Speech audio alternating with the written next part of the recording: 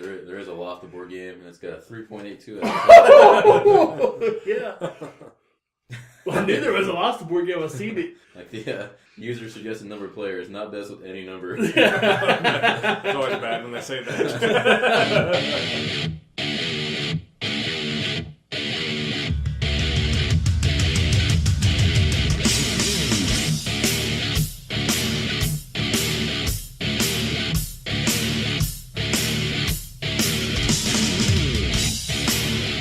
Sweet Strats! Sweet Strats! Are you gaming with me? Sweet Strats! Sweet Strats! Are you gaming with me? Are you gaming with me? Welcome back, everybody, to another episode of Sweet Strats, Episode 8, Blood Rage. I'm Harley. I'm Zach. I'm Jeremy. Matt. And Zach just peeked the shit out of that. Okay. Your Facebook, Twitter, man. All right, Facebook, Twitter, man, here to tell you you can check out Sweet Strats on Facebook, Twitter, SoundCloud, iTunes. I think that's it. So, let's get this show off right by talking about what we've been up to, what games we've been playing, buying, or just in general, since I don't buy board games. I spent $3 on a game called Downwell on Steam, and it is the bomb. It's a roguelike where you jump down a well, and you have 3 buttons. You have left, right. What the hell is a roguelike? Roguelike is where it randomly generates it. Oh. So Didn't they call it something different in Diablo? randomly generated. What Oh, roguelike? yeah, I guess so. Roguelike Randomly is generated dungeon. like a subgenre. Oh. So like Diablo's procedurally generated, but this is you hop down and you don't have a skill tree you can do. You get upgrades at the end of each stage. It's kind of like a roguelike arcade game. So you're falling down the whole time and you can combo off jumping off enemies or shooting them with your gun boots, which you can get, like turn it into a shotgun or like a laser or whatever. And it's like black, white, and red are the only colors in this. It's so much fun. I think I'm at 15 hours and I bought it a week ago. I also got DuckTales Remastered, which You should have let off with that, man. well, I like DuckTales, but this is It wasn't like old DuckTales. I should have downloaded the ROM. Yes, it has these long ass cutscenes that you can't skip without pressing start and hitting skip cutscene. I bought it on sale and I'm still sorry I did it. And then I bought a game called Love, and it's like Atari graphics, but it has this like trance music soundtrack in the background. You start off with 99 lives and you just have to get through the whole game with But a it. bitch ain't one. Yeah. I got it for 89 cents one day, and Steve was like, hey, you might like this, so I bought it. You know, speaking of like Atari, like, did you see Atari's releasing all of their, I forgot how many games, but they're releasing them to Steam? Not into that. Yeah, they're supposed to start doing that in the next couple of months. Yeah, if they can release Tempest, that'd be the bomb. It's the only one I'm interested in. I like Missile Commander. You can play Missile Command for free with the Flash game. Yeah, I won't play with Flash game. I won't pay for it. Trying to think, what else did I get during the winter sale? Rocket League. Oh yeah, Rocket League is the bomb. It's hilarious. It's pretty fun. If you have a friend to play with, it's even more fun. Yeah. You can talk to each other while you're punishing the other team. Make them watch the replay.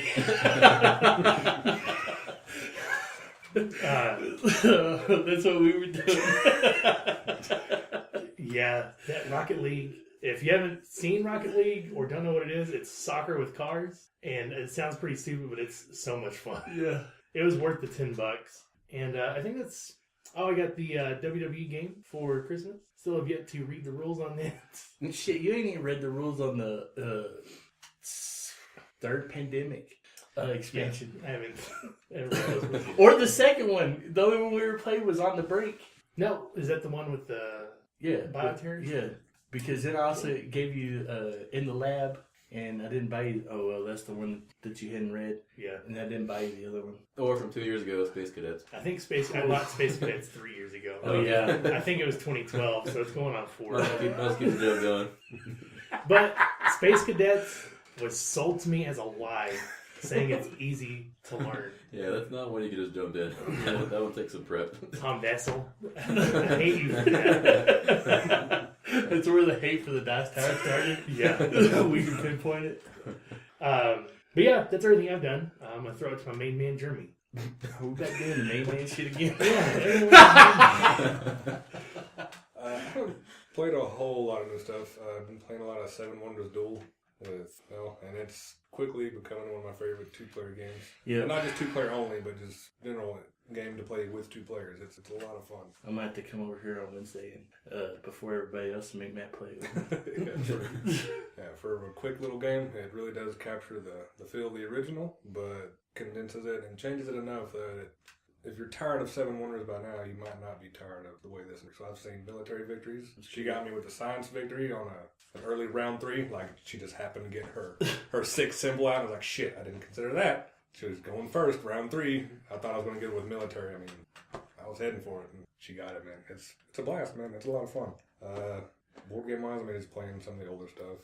I've got pre-order coming in. I got the Gallerist showing up this week, finally. I saw that. What kind of game is that? It looked appealing, but I didn't look into it anymore. It's hard to describe his games. I mean, they're medium to heavy Euro, but the theme is always really richly tied to the mechanics. Like, the mechanics make sense within the theme. Kanban, Vinos, there's other ones that I've played and enjoyed. Like, we played Kanban actually just last weekend in preparation of the Gallerist finally showing up, getting us in that heavier mindset. But yeah, I mean, it's kind of worker placement with one worker. It's 4 main spots on the board, each with 2 actions tied to them, and that is that you are a gallerist, a new position within an art gallery that has to promote artists, purchase works of art, do like international trades, and all kinds of stuff. And it's all just a bunch of, it seems like mishmash ideas and mechanics that are all interwoven to generate points at the end of the day, and it all just works together. And like I said, it actually does make sense within the theme, the way things work.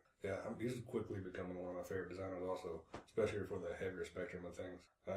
Otherwise, I got Valeria Card Kingdoms. It's a Kickstarter I backed a while ago. Finally showing up. I had a print and play of it that I think me and you guys have played once. Oh, is that the... Kind of Machikoro-like. Yeah. Where you got some heroes, kill some monsters, build some buildings. You roll 2 dice. You get the results of each dice separately and the combined totals. So you're just buying cards, trying to get your cards to trigger, get money, get mana, get power to kill stuff. It's pretty neat, but the Kickstarter version ought to have quite a few extras as compared to the print and play that we've tried out. But otherwise, I haven't been ordering anything new. I'm trying to... I don't have any New Year's resolutions officially, but if there is one, it's fucking buy less games, because I still haven't cracked the rules on a lot that I've got sitting on those shelves, so I'm trying to cut it back for real this time. Oh, yeah, bro. Oil it down. Oil it down. Its effects are felt everywhere, even within the board gaming community. $20 oil alert. $20 board game. Did you see Dan? He bought... all those damn games. I It was saw like that stuff. it was 55 pounds of shit. Oh, my God. Yeah, I did see that.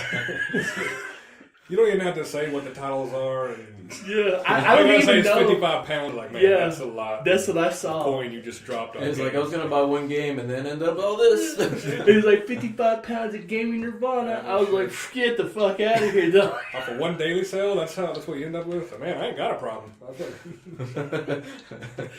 I think the most any of my packages ever weighed was like 15. All right, I'm going to throw this to my main man, Matt. What have you been up to? Well, I can echo Jeremy's sentiments of not wanting to buy more, and I can say I kind of failed at that in the last few days, really. God damn. I see some new stuff on the I shelves picked already. up a game I've been looking at a long time, which was 1960, The Making of the President, which is a out-of-print 2-player game, very, very much like Twilight Struggle, to where it's 2 players, kind of area control, a lot of card play, you're basically on the campaign trail in 1960. One player plays JFK, one player plays Richard Nixon, and you're kind of campaigning through the states to try and ultimately win the presidency. And it's got a lot of really cool mechanics, and I'm a big fan of the historical-based games too, so that's the one I've been wanting to get for a while that I finally got. I also, which might be a huge mistake, picked up a copy of Terra Mystica, which might be the heaviest game in my collection now. Except for maybe like... Heavier than Mage Knight? Maybe not Mage Knight, but Terra Mystica is pretty deep. But it's also pretty well liked by a lot of people, so I think I had to try it out eventually. Mage Knight's more just long and like rule in depth. Mage Knight's more of just like... a lot of stuff you got to keep up with, really, instead of like deep. I would rate Mage Knight higher to pick up and learn than Terra Mystica. I would Do you say. think so? Yeah, like I'd played Terra Mystica once with an MMO, and I was sucking it up halfway through, not because I didn't understand how the game worked, because I got a race that I was just doing shitty with. Yeah. It finally kind of clicked later on, like, oh, this is what I should be doing with these guys to really be doing much better than I'm doing. Otherwise, it's actually not too bad to pick up and learn, but it does have a lot of variability in the different races. And Yeah, for some of the races just look balls, so I don't know. yeah, they do. The It seems like expansion a bit of a downside. is supposed to fix some, I suppose. But. You get the expansion too? No, I didn't get the expansions.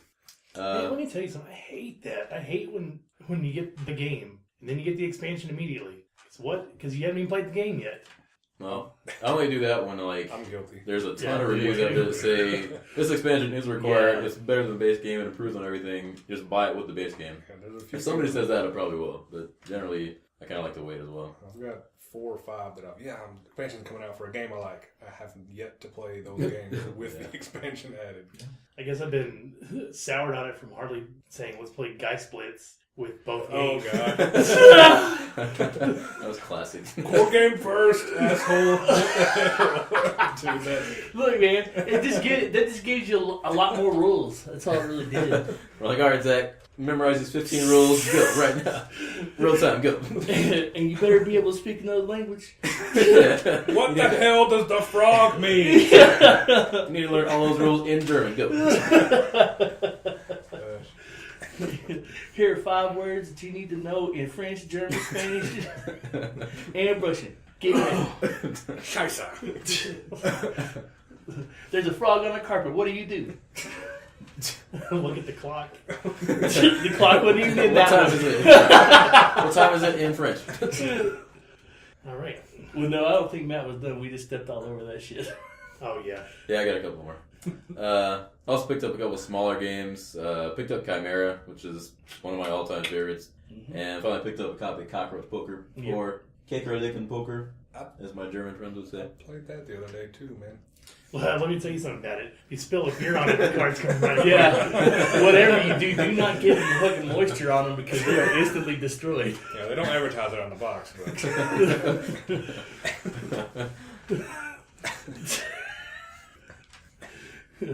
But it also didn't help that we were playing by flashlight that night. Yeah, let's have the power down. Yeah. I think still play this shit. We don't worry about these drinks that we got right in front of us. Yeah. Who had a copy that you played? I got a copy of it. Oh, you got a I copy picked up too? one not long after you got it, yeah. Oh, yeah. When it was at a decent price and Amazon still had it. Yeah, I guess you just had to come from Germany. Yeah, that was that link that you sent me to on Amazon. Yeah. Yeah, I couldn't find any English versions of it. It's just, Yeah, well. which to me doesn't really matter. The rule book has all languages, and there's no wording on the cards. Besides that, haven't really played a whole lot lately. Played a game of Euphoria, Legendary Encounters Alien, got pwned.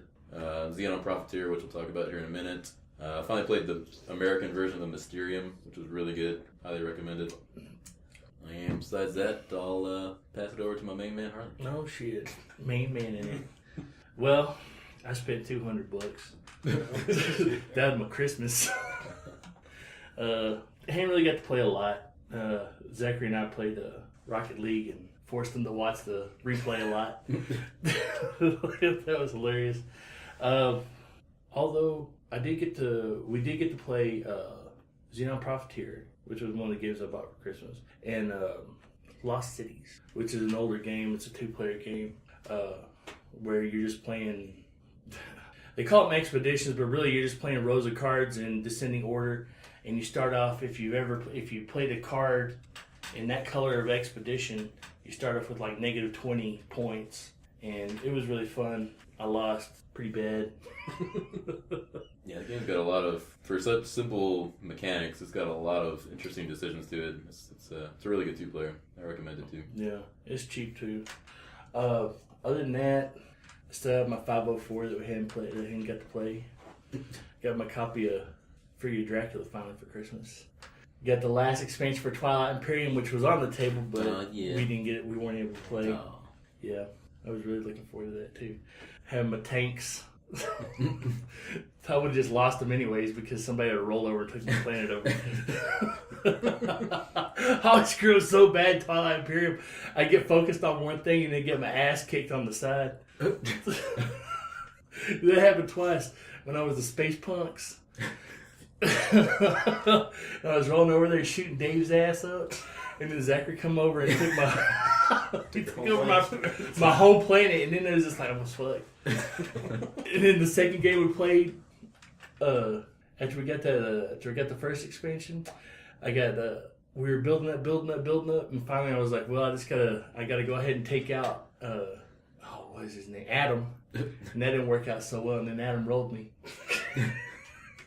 And then Matt was like, I'm sorry, and he started coming over to me. I was like, I'm already rolled, dog. Ain't nothing to be sorry for. I'm here for the scraps. Yeah, it was those last two games were fucking horrible for me. Somebody just I wasn't paying attention. They just come right in the back door after my initial plane that I threw all my eggs in the basket failed. It was horrible. Other than that, man, I'm looking forward to playing PAX Premiere. Isn't that what it is called? Yeah, Premiere. I'm looking forward to playing that. Even though I know you guys played PAX Porfiriana and didn't care for that at all. Don't say that at this table anymore. I'd be willing to give it a second chance. That's a no worry. But yeah. After hearing what you guys said about it and how it mechanically played, I think this one's a lot different. I don't know. I didn't get to play that game, so. And then I got Fuse, of course. I got lucky and got a copy of that before it went out of stock. The winner. I like Fuse. I need to Real-time co-op. Yeah. That's where it's at. I need to play that and Bomb Squad. I still want to try that too. Yeah. But other than that, there's no really games I'm wanting to get or anything. I just remembered something else I got to the table. Me and Mel played Orleans. I want to try that. I really want to try it. It's pretty damn good, man. I can understand where all the hype was. It's fun. Yeah, I saw the Board Game Geek game night. They did a playthrough on it, posted it, and I wanted to try it. Interesting the way it works, and it's a lot of opportunity for strategizing and points and stuff. We really liked it quite a bit. What was the other game that was in the top 3 of the Spiel des Jahres? It was Broom Service, Orleans, and what was the other one? The game, wasn't it? Or was that? No, that wasn't. That was the the other normal. one. I can't remember. It was the winner. Elysium. Yeah. Oh, it was Elysium. Yeah, that's right. Yeah. Or no, wait. Which one won? No, Broom Service won. Did Broom Service win? Yeah, Broom Service. Okay. Won. Yeah, I still don't play Elysium. Yeah, Austin busted it out one time, and then we didn't. That was like the snow day, or the epic snow day. We were gonna play that. Like 8. Yeah, like we were staying here trying to play one more game, and we then had a chance everyone was to leave. like, "Y'all need to go home." It's like the roads are awful. Yeah, you're not moving in for 3 days. Get the hell out. Oh man! It's like if y'all only know, y'all are stuck here all night or all weekend. Oh, yeah. Oh, yeah, I remember that. Yeah, we were over here at 7 in the morning playing, Yeah. and then I bailed out at 2. Well, I think that's all for me. Anybody else have anything else? I mean, I can tell you the list of shit that I bought, but I ain't got to play it yet. So it's a new podcast segment. Shit we buy and look at. You wouldn't even have to talk about it. Just read the list. Yeah. 10, 15 minutes at it right there. Although, you know what? I will say this. I have opened up every one of them and at least read the rules. Because I've got Captains of Industry, too. I read the rules for Captains of Industry. PAX, Fuse, the expansion for Twilight, Fury of Dracula, even though, man, have you read the rules on that? I read the setup and initial. I didn't read the in-depth explanation. Okay, well, it's not really in-depth explanation. It's just everything. I don't know. It didn't tell you. The one thing that was confusing me about it was when you use a layer. After the trail matures, you can choose to put instead of maturing the card, you can take the city card and the card that's and the event card that's on top of it, put it into a layer, and then I guess you can take it out of the layer when you want to move back through that city and put another event card on top of it. I don't know. Some of the rules were. I don't even think I got that far. I got to reread it, but yeah, those rules were some of them seemed a little bit confusing. Maybe I was just confused when I read it. I don't know. I may have just been tired, but that's something we really want to play. We're going to have to get somebody over here on we're going to have to put make a night for Fury of Dracula. Yep. I want to play it really bad. Well, all right, now it's time for everybody's favorite General Sweets review. But we're not doing General Sweets review. Instead, we all played. Cue the theme music anyway. Now I'll just play it for a second and put a record scratch.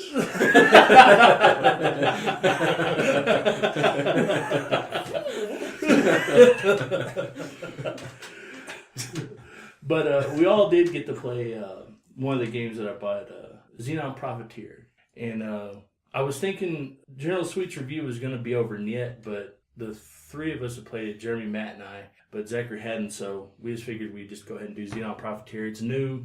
You may or may not have seen it. I think it was a Kickstarter game, I'm guessing. But it's a deck builder, did you say? Yeah. There's elements of deck building, definitely. Yeah. I mean, yeah, you do put cards. You do have a hand that you play every turn, and you do put cards in it. But the actual idea is to strip out Xenon out of your hand to use as currency to either build contracts or upgrades to your Xenon facility. And I don't know. I'm not a big, deck builder. I'm not a big deck builder fan. But I bought this one on a whim. For one of my Christmas presents is it was only $20, and I was like, well, this is kind of interesting where you're actually taking a packet of air, which is xenon, neon oxygen, and nitrogen, and you're stripping nitrogen, oxygen, and neon out of your hand. Neon's not. Yeah, I was going to say it's krypton. Insert your favorite inert gas here.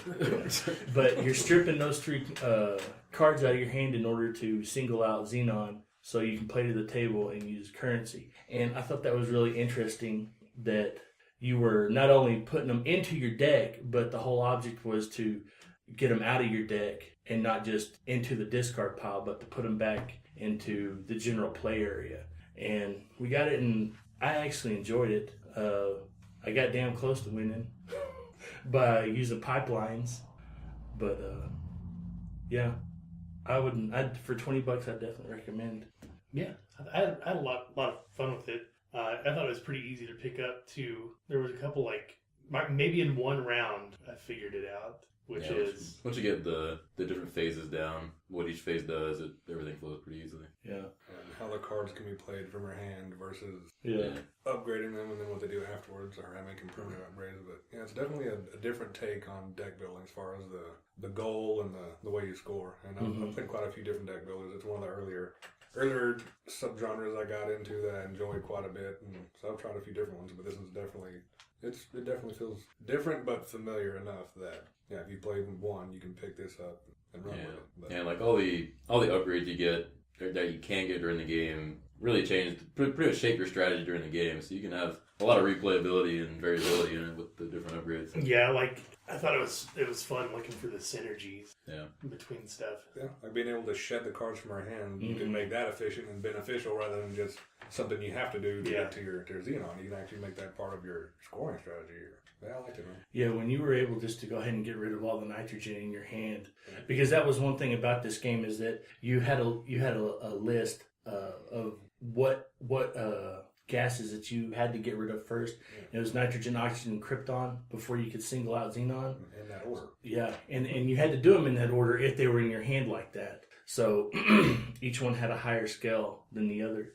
And if you had a card that took out all the nitrogen, well, while you were left with krypton, you could easily put Xenon into your area to be used to purchase things. Yeah, it's interesting taking a deck builder because you're still, the core mechanics of deck building is that you're trying to thin out your deck to get to the good shit, but you're doing it in a very different way than most deck builders do by kind of using mechanics to strip certain things out of your hand every turn to get to exactly what you need, which is I've never seen before in any other game, any other deck builder at least. I also like the fact that you were able to keep certain cards. Yeah. You didn't have to actually discard all of your cards. Yeah. I think that's rare for a deck builder. Yeah, rather than just keep one, or if you do this, you're allowed to keep one, that kind of thing. A card effect that allows you to keep one. This is, you want to keep it, you keep it. And I think it's not very common, like you said, but I like when they use that. Yeah, I do too. I like that a lot. Well, I mean, I've got really nothing else to say other than for $20, it's definitely worth a try, especially if you like deck builders. I mean, you may not like it. You may. I always look for the oddball out because, like I said, deck builders are usually not my cup of tea. Oh, I thought the production was really nice on the cards too. Sure, they make them hard to shovel. They have a nice linen finish that will grip on like grip tape on a skateboard. It's my comparison. They're gonna have to be sleeved. At least they won't fly apart like cockroach poker. Tested that one out with water let's put a too. beer in it. See how it rolls. It's our first $10 game. Dump some beer on it. See how the cards hold up. All right. Thumbs down. Fails the beer. It's a beer challenge. Negative BGG review. Recommended for 0 players with beers. So, one of the recurring themes that seem to come up at a lot of different shows, and what we talked about just off the show here, is kind of what IP, what intellectual property would you like to see turned into a board game that's not already out there? And there's a lot of interesting ideas and there's really not a whole lot that aren't already taken out there. And so we narrowed it down to what good board game would you like to see out of an intellectual property? Like, for instance, we looked up 24 the Board Game, which is a really shitty, horribly reviewed DVD board game on Board Game Geek. It was a great show. Yeah. So we emphasize there are a lot of board games that represent almost every IP out there, but we want to try to make a good one, and so that's what we want to talk about here in this segment. I'll kick it off. The best TV show of all time, and my favorite TV show of all time is The Wire. And it just struck me that there wasn't really anything, since The Wire was such a serious TV show most of the time, I guess really no one thought to make any kind of a fun game out of it, really. And I get that, but I still think you can make a good one with as many serious board games as there are out there. You know, there's board games over World War II and World War One, and well, there was a Sopranos board game too, which I'm sure is garbage. Oh yeah. Oh, I forgot about that. But my immediate thoughts for The Wire were some kind of team game where some people could play as cops, some people could play as drug dealers. I thought it was something where you could have just the entire game. All the players are playing as drug dealers, but we're all kind of working together each other. Could have a hidden traitor element to it. You know, there's always rats. A central theme to The Wire was kind of organizational instability, kind of to where we're all trying to work together to achieve a certain goal, but there's always every individual has their own goals and motivations and stuff. So I wanted to build that into the game somehow with, you know, trader mechanics or, you know, everyone has their own unique win conditions, stuff like that. But that's an idea I threw out there about The Wire. Well, you know, it's interesting that you say it. You wouldn't necessarily have to use a trader mechanic, I don't think, because if you remember in The Wire, it was always like an outside influence that would screw them over, not necessarily even part of their organization. Although it didn't help when the cops stuck their hands to the damn Xerox machine and called it a lie detector test. And then they just start giving it up. But that's all I got for The Wire. What do you got, Harley? Oh, well, you know, I had a hard time coming up with it. My initial thought was something I quickly dismissed, but I thought it was pretty damn funny, was the Captain Stabbing board game. Anal Adventures on the High Sea. I was thinking it'd be like a roll and move game where you're trying to get the girl to come onto your ship so you could go shoot a porno. Because I gotta ask you a question: Did you guys ever see that porno? That was like I can't say that. that was it. It was Captain Stabbing Adventures on the High Anal Sea. So we need to make You this. can do it like a worker placement, and you have to get certain things to get the girl to come on. Oh yeah, but then you gotta write out your speech that they always give the girls when they find them on the dock. It's like, oh, you like beer? You want to come on the sea and get fucked in the butt? Yeah, all right. Okay, so even though it's kind of funny.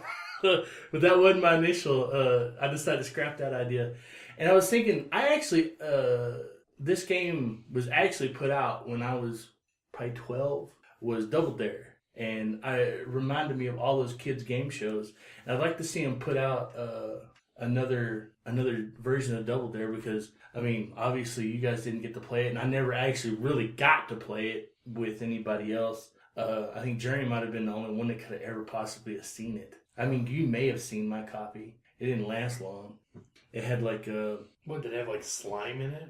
Or? no, it was like they didn't always slime me on Double Dare. It's like all the physical challenge stuff was put into it. Like they had like different belts and things that would either go around either your arm or your head or your legs, and then like you could attach cups or swinging balls to them to like knock shit over. Like for the physical challenges. I never, like I said, never got to play with any of my friends. I only ever got to take the stuff out and like just try to do the physical challenge.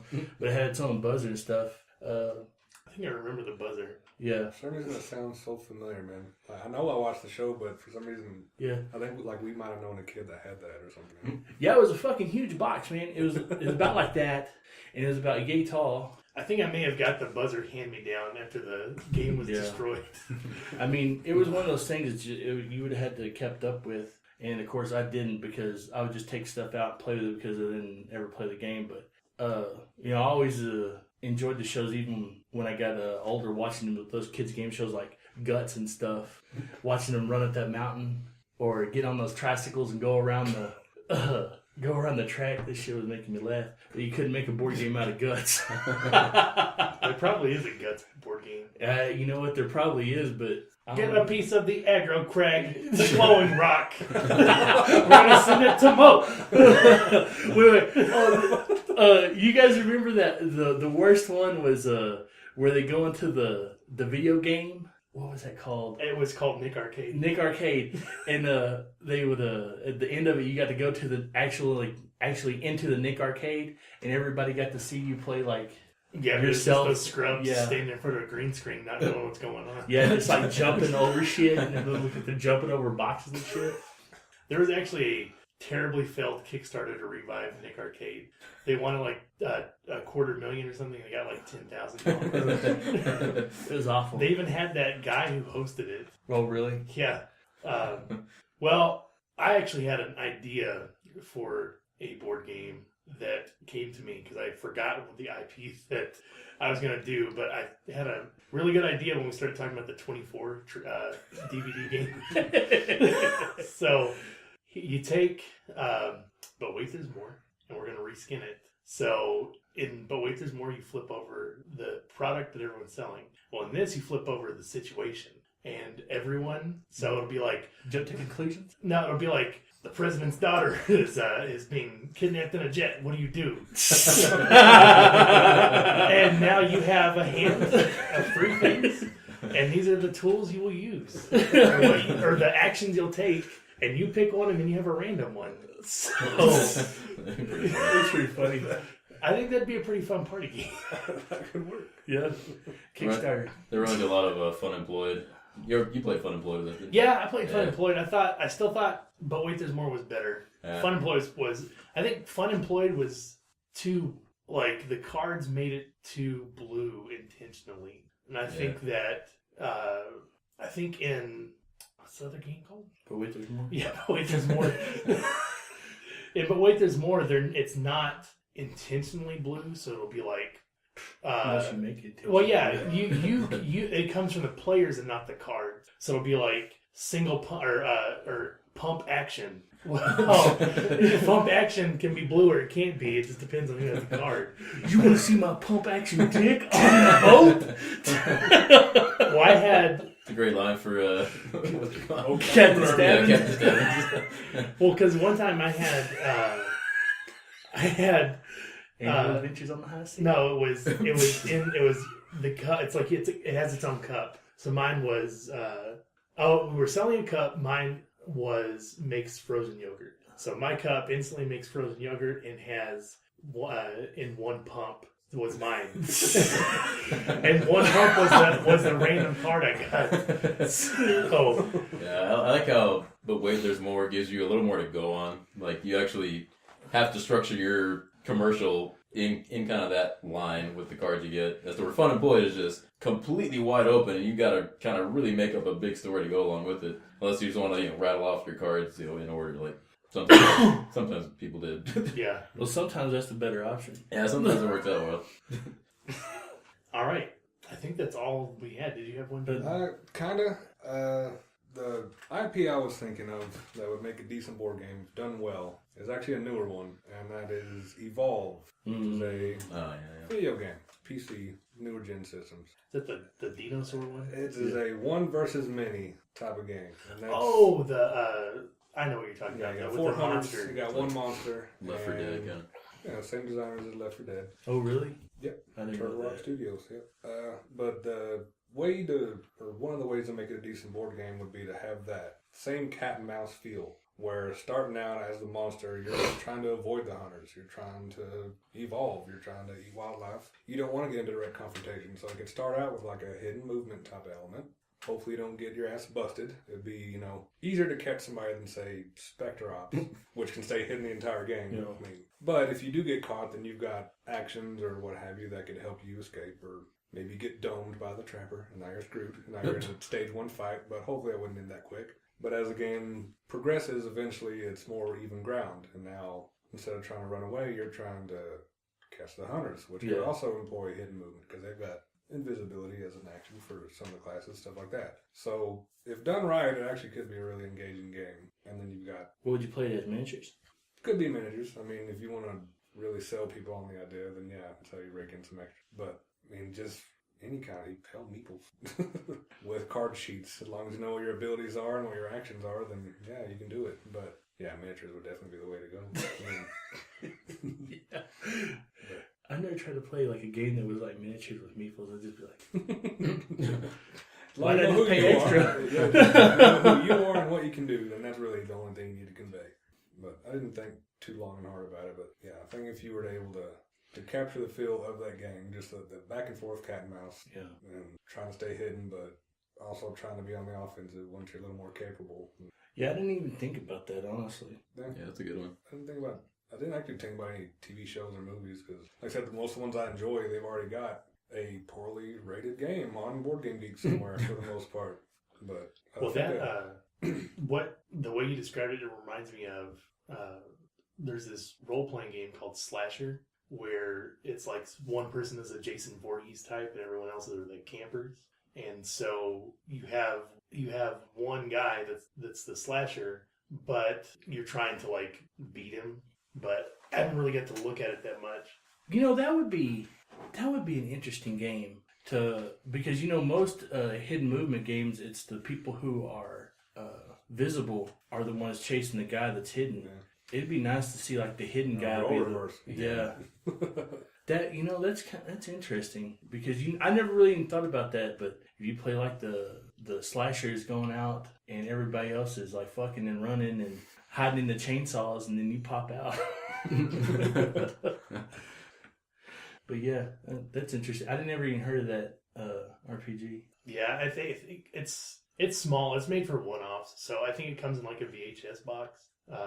And everyone makes multiple characters, so you have like tiered characters. So some of them are fodder for the slasher, but it's kind of like Dread. It's made to play once. It's not for campaign play. That sounds like something we can do. Well, a few months back, I had ran into this review on Miniature Market, because that's where I buy most of the games, and it was about the Grizzled. And of course, we had already played the Grizzled, but this guy, one of the, I guess they have like a sponsored review corner at Miniature Market or something, where people can do in-depth reviews for some of the games, and I think they get credit. Anyways, this guy, he wrote a review, and I read it, and I thought it was kind of interesting, and I wanted to bring it I had a few questions I wanted to ask everybody to see how they felt about it. But let me read you we'll include the link to this, at least on the SoundCloud page, probably with, I'll put it on the Facebook post and everything else where we put it, so everybody can, if they haven't seen this review, then they can at least read it, because I'm not going to read it all. But this is it doesn't say his full name, but his name's Charlie. And this is his review for the Grizzled. And it was done in November. Obviously, we had the pandemic episode and our Christmas episode, so it's taken us long to get to it.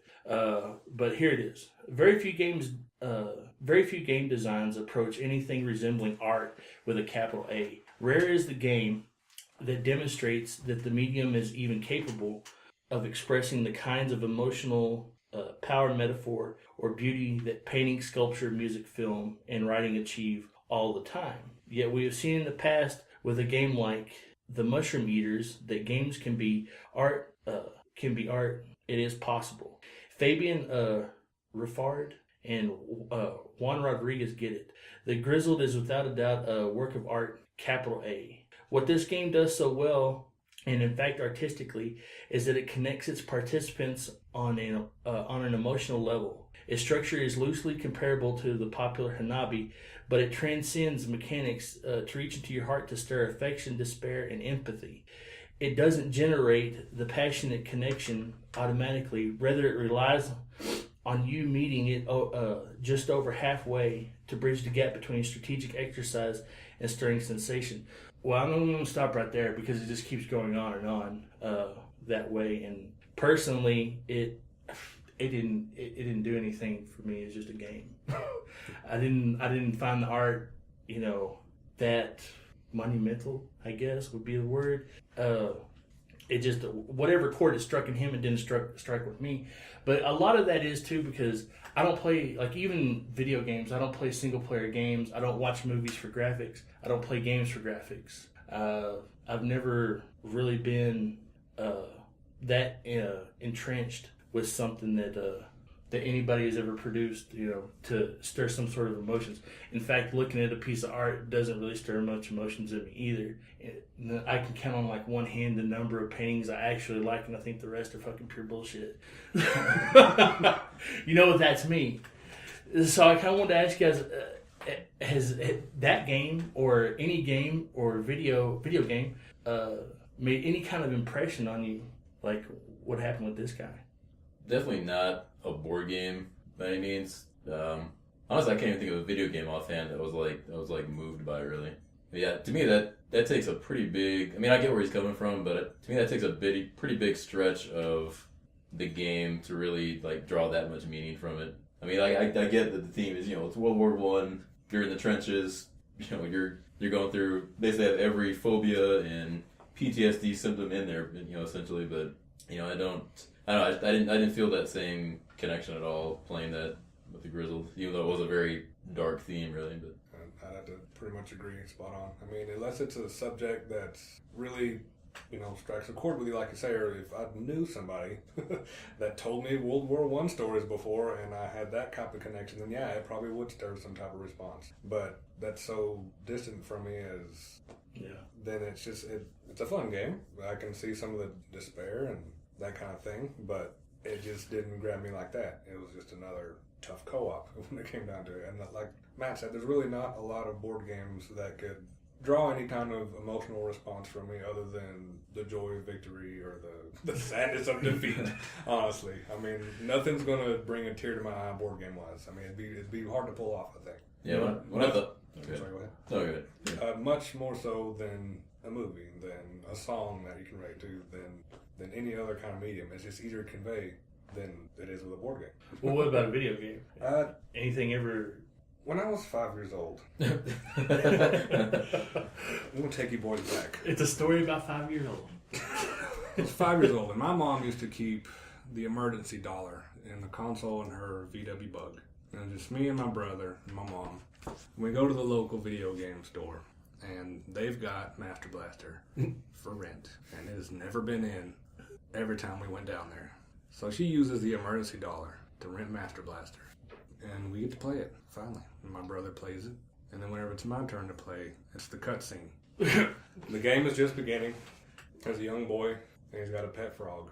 And that frog escapes, and he hops down the sewer well. And that's pretty much how the story starts. A young boy loses his frog, and he's got to go after it. And I cried like a little bitch when that young boy lost his frog. My mom comes in my room and like, why are you crying? He lost his frog. And that is the most emotional response that I've ever gotten from a video game. And there are great video game stories out there, and ones that I can connect with, and on all different levels. I mean, like family and youth and all these different types of things. But it just doesn't do it for me, man. I mean, I'm an emotional guy. I'm in touch with my feelings. but it's really hard for anything other than real life to bring about that kind of emotional response for me, let alone a board game. Yeah. I'd have been sitting there smashing the fucking start button. Cut! Fuck that frog. I want to play. And then I'd been like, getting to the frog and be like, what? I had to find the frog? Yeah, the Grizzle didn't make me feel any emotions, and I feel like, and maybe I'm wrong, but I feel like anyone who says that is a bandwagon hopper, because the artist got killed in the Charlie Hebdo attacks, and so it's a way to make your stupid review sound. I'm sorry, guy, we're gonna link your thing, and everyone else can make their own decision. But it's how I feel, because every reviewer has got to bring it up. Has nothing to do with the game. I mean, sorry the guy died. He didn't deserve to die from Muslim extremists. But it has nothing to do with the theme of the game. I don't care that this guy died, really, because I didn't know him. It's human tragedy, but I don't care.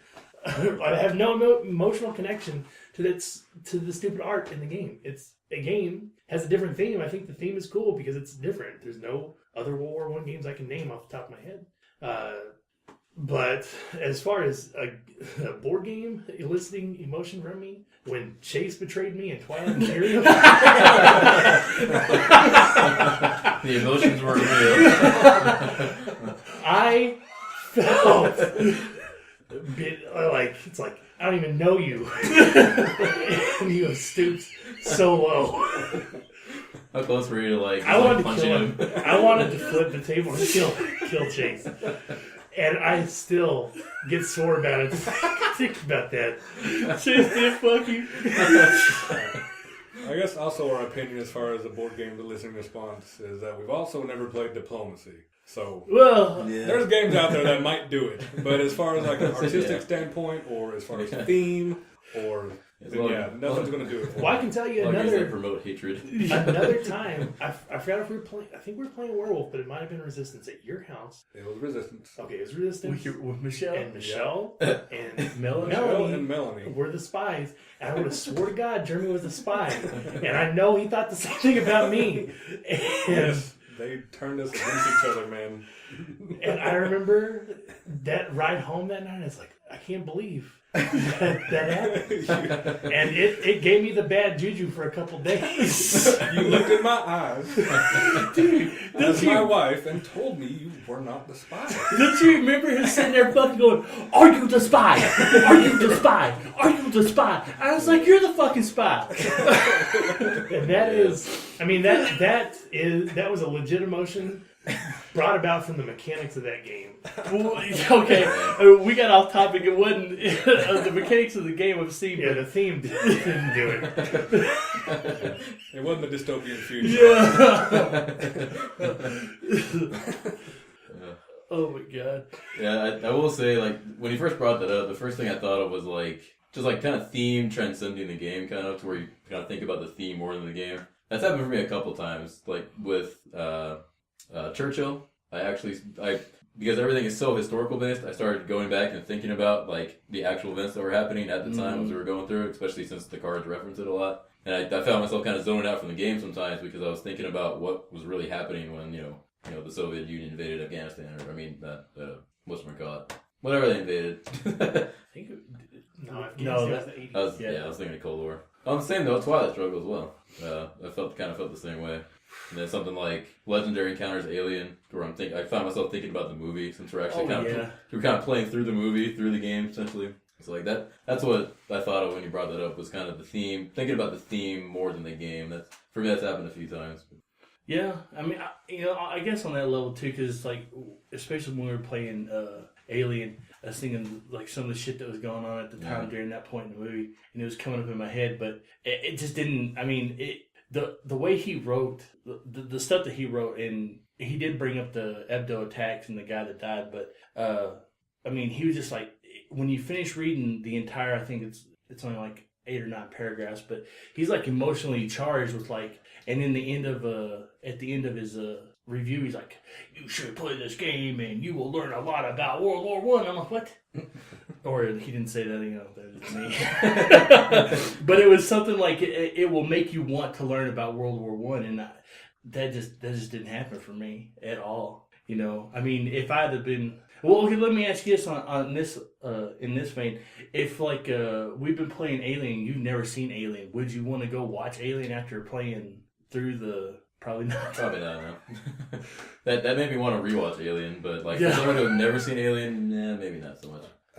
Not Alien, but whenever I was getting interested in Tricerion and I was about to back it, I went and bought fucking used copies of The Prestige and The Illusionist on the cheap because I'd never seen them. I understand It's a that. pretty good movie. It did inspire me to go check out. Yeah, The Prestige is definitely the better one. I Whoa, gotta say. tell me about this game. Oh, Tricerion. I haven't had a chance to play it yet. It's one of the Kickstarters from last year that was one of my most anticipated. And I got it, read the rules, everything sleeved up. I bought weird side sleeves. It's a game about being a magician. Yes. And it's a heavier We need to play on the this. heavier end. I mean, I want to play the shit. I do. That sells me right there. It's definitely a unique theme, and it's not just.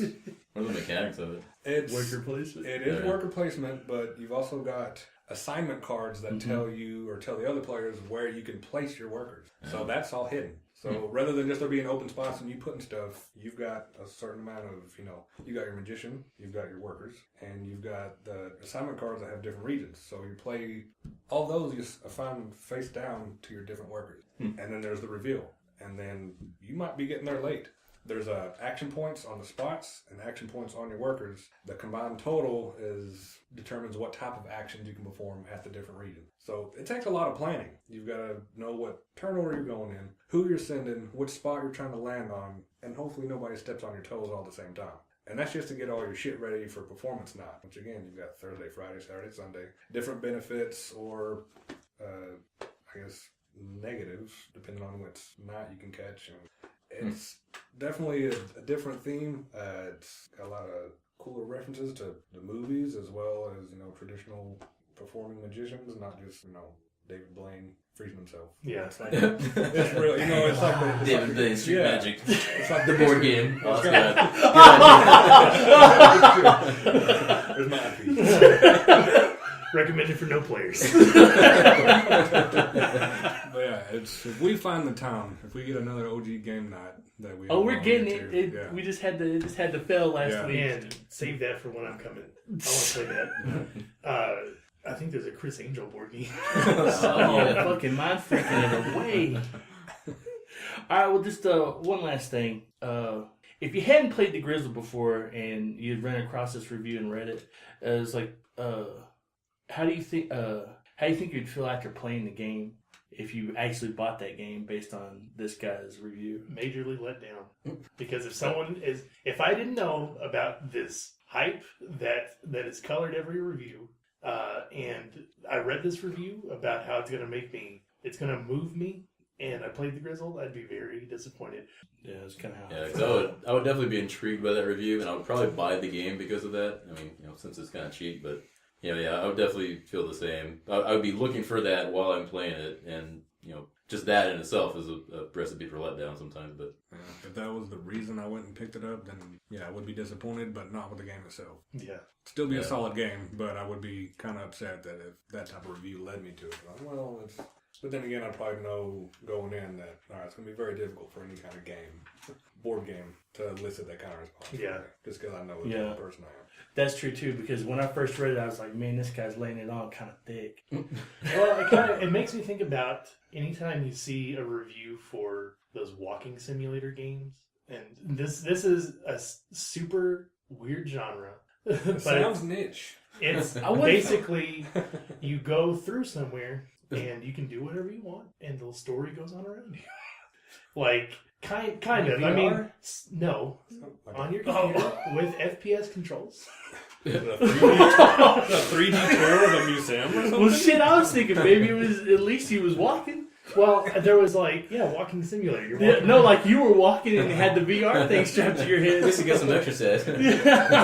Yeah, there's so this is the one, Gone Home, which is not very much of a game. It's a game that has now become very loosely defined, but it's you go into your house, no one's there, and you're just going around looking at stuff and figuring out the story pieces itself together. You stick a cassette in a thing, and I'm pretty sure it turns out you're a lesbian by the end of the game.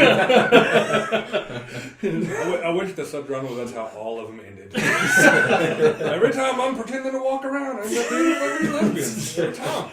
I walked by that dock and that Captain Stabbing guy was over there and he just turned me lesbian.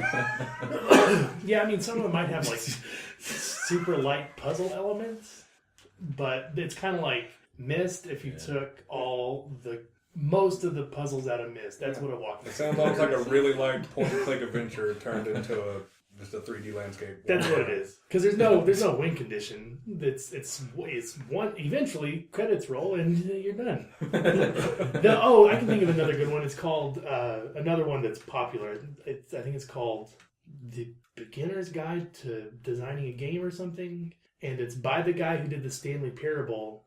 Do you know what the Stanley Parable is? Yeah. So but instead of any gameplay, you walk around and you hear the narrator tell you what his friend was trying to design in this game. What?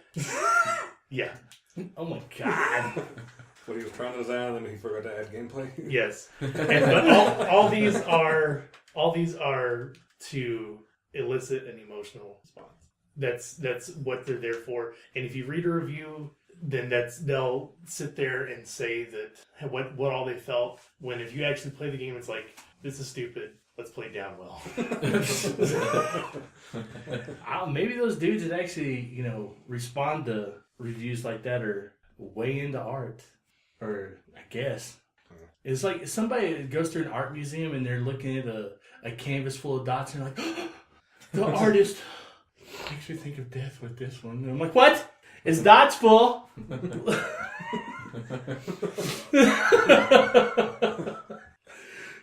Well, I can say that I don't think I've ever had that experience with at an art museum. I've had a how did they do that? That's really badass at an art museum. Well, sure. Remember that Dismaland video? Yeah. This is super off topic, but well, not really. But Dismaland made me feel something watching it. I mean, it didn't drive me to tears. No. You guys know what Dismaland is?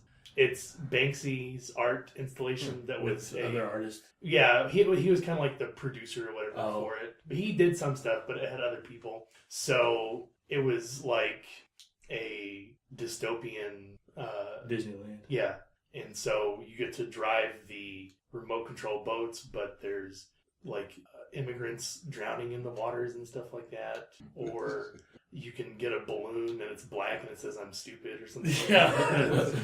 Yeah, the security station that you go through was wild. Yeah, if you haven't watched this video, just type in Dismaland in YouTube. It's really cool. If anything, it's really cool. But and it made me think about the issues a little bit. Well, I just wanted to drive the boat. I don't want to drive it past the drowning immigrants. It's a bummer. All right, now that all our fun and games are gone, now it's time for the main event. The Blood Rage. Yeah, and no, it's not Ric Flair kissing Becky.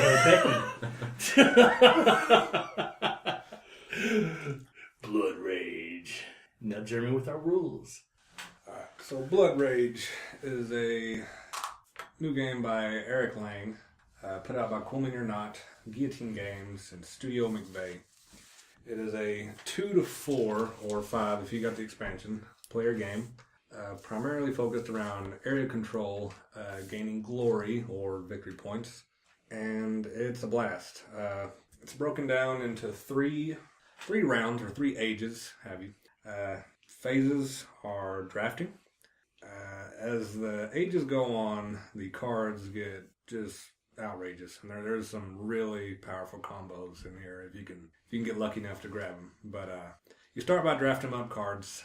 Once everybody's got a hand drafted, it's onto the action phase. You can invade, which is to move one of your Viking figures into a village. Village is just a single section that's in the province. So you've got a few regions broken into provinces, and then you've got what they call a village, which is just a holder for your figure. Limited spaces on those. You can move or march. You can move all from one location to another, all for just one rage. Pretty much all your actions are going to cost some type of rage. It's just your action point allowance in this game. You can upgrade. Let's play a card from your hand to upgrade either your entire clan, your leader, your warriors, or your boat. Little thing that we should have mentioned, game 1, turn 1. When you play one of those upgrade cards, you can immediately place the corresponding figure. So if you play a leader upgrade, you can put your leader out there for free immediately. Didn't know that till game 4, but we'll get into that later. There's also monster upgrades. So there's some neutral monster cards that have some different effects, and they can go to anybody's hands. You got a space for 2 of those. You can quest, which there's different sections on the board again. They're called regions. You can try and take a quest in that region, just stating that you're going to have the most strength, the highest value on your figures in that region at the end of the age. You can pillage, once that's going to be key right there. Once you've got a figure in a province, you can try and pillage it to either upgrade one of your 3 stats. That's going to be rage, which again is how many action points you've got, how many actions you can do. You can upgrade your horns, which is, I think that's the number of figures you can have on the board. And then your axes is how many glory you gain from a successful battle, whether or not you're the pillager. To pillage, you have to be the one initiating the action. It costs 0 rage, but you do have to have some rage left in order to do it. It's very important. Getting your rage stolen in this game sucks, which we'll also get to. But if you successfully pillage, you're going to get to upgrade the corresponding stat tile that has been randomly placed on the region. And getting your stats upgraded is not only key to making yourself more efficient at playing the game, but once you get into the later ranks, you start to get those bonus glory points, and they can really turn for a late game swing.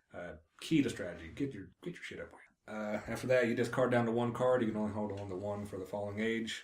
We do round ends once all players are out of rage or every zone that is eligible has been pillaged.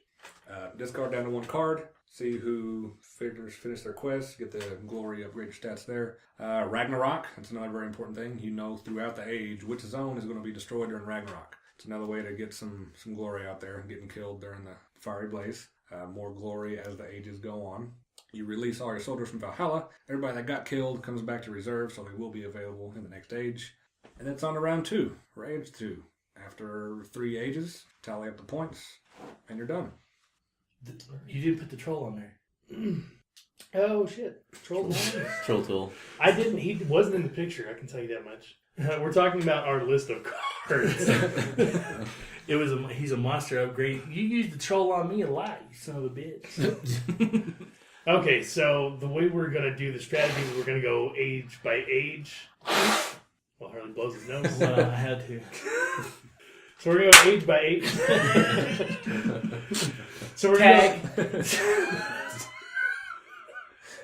we're gonna go age by age.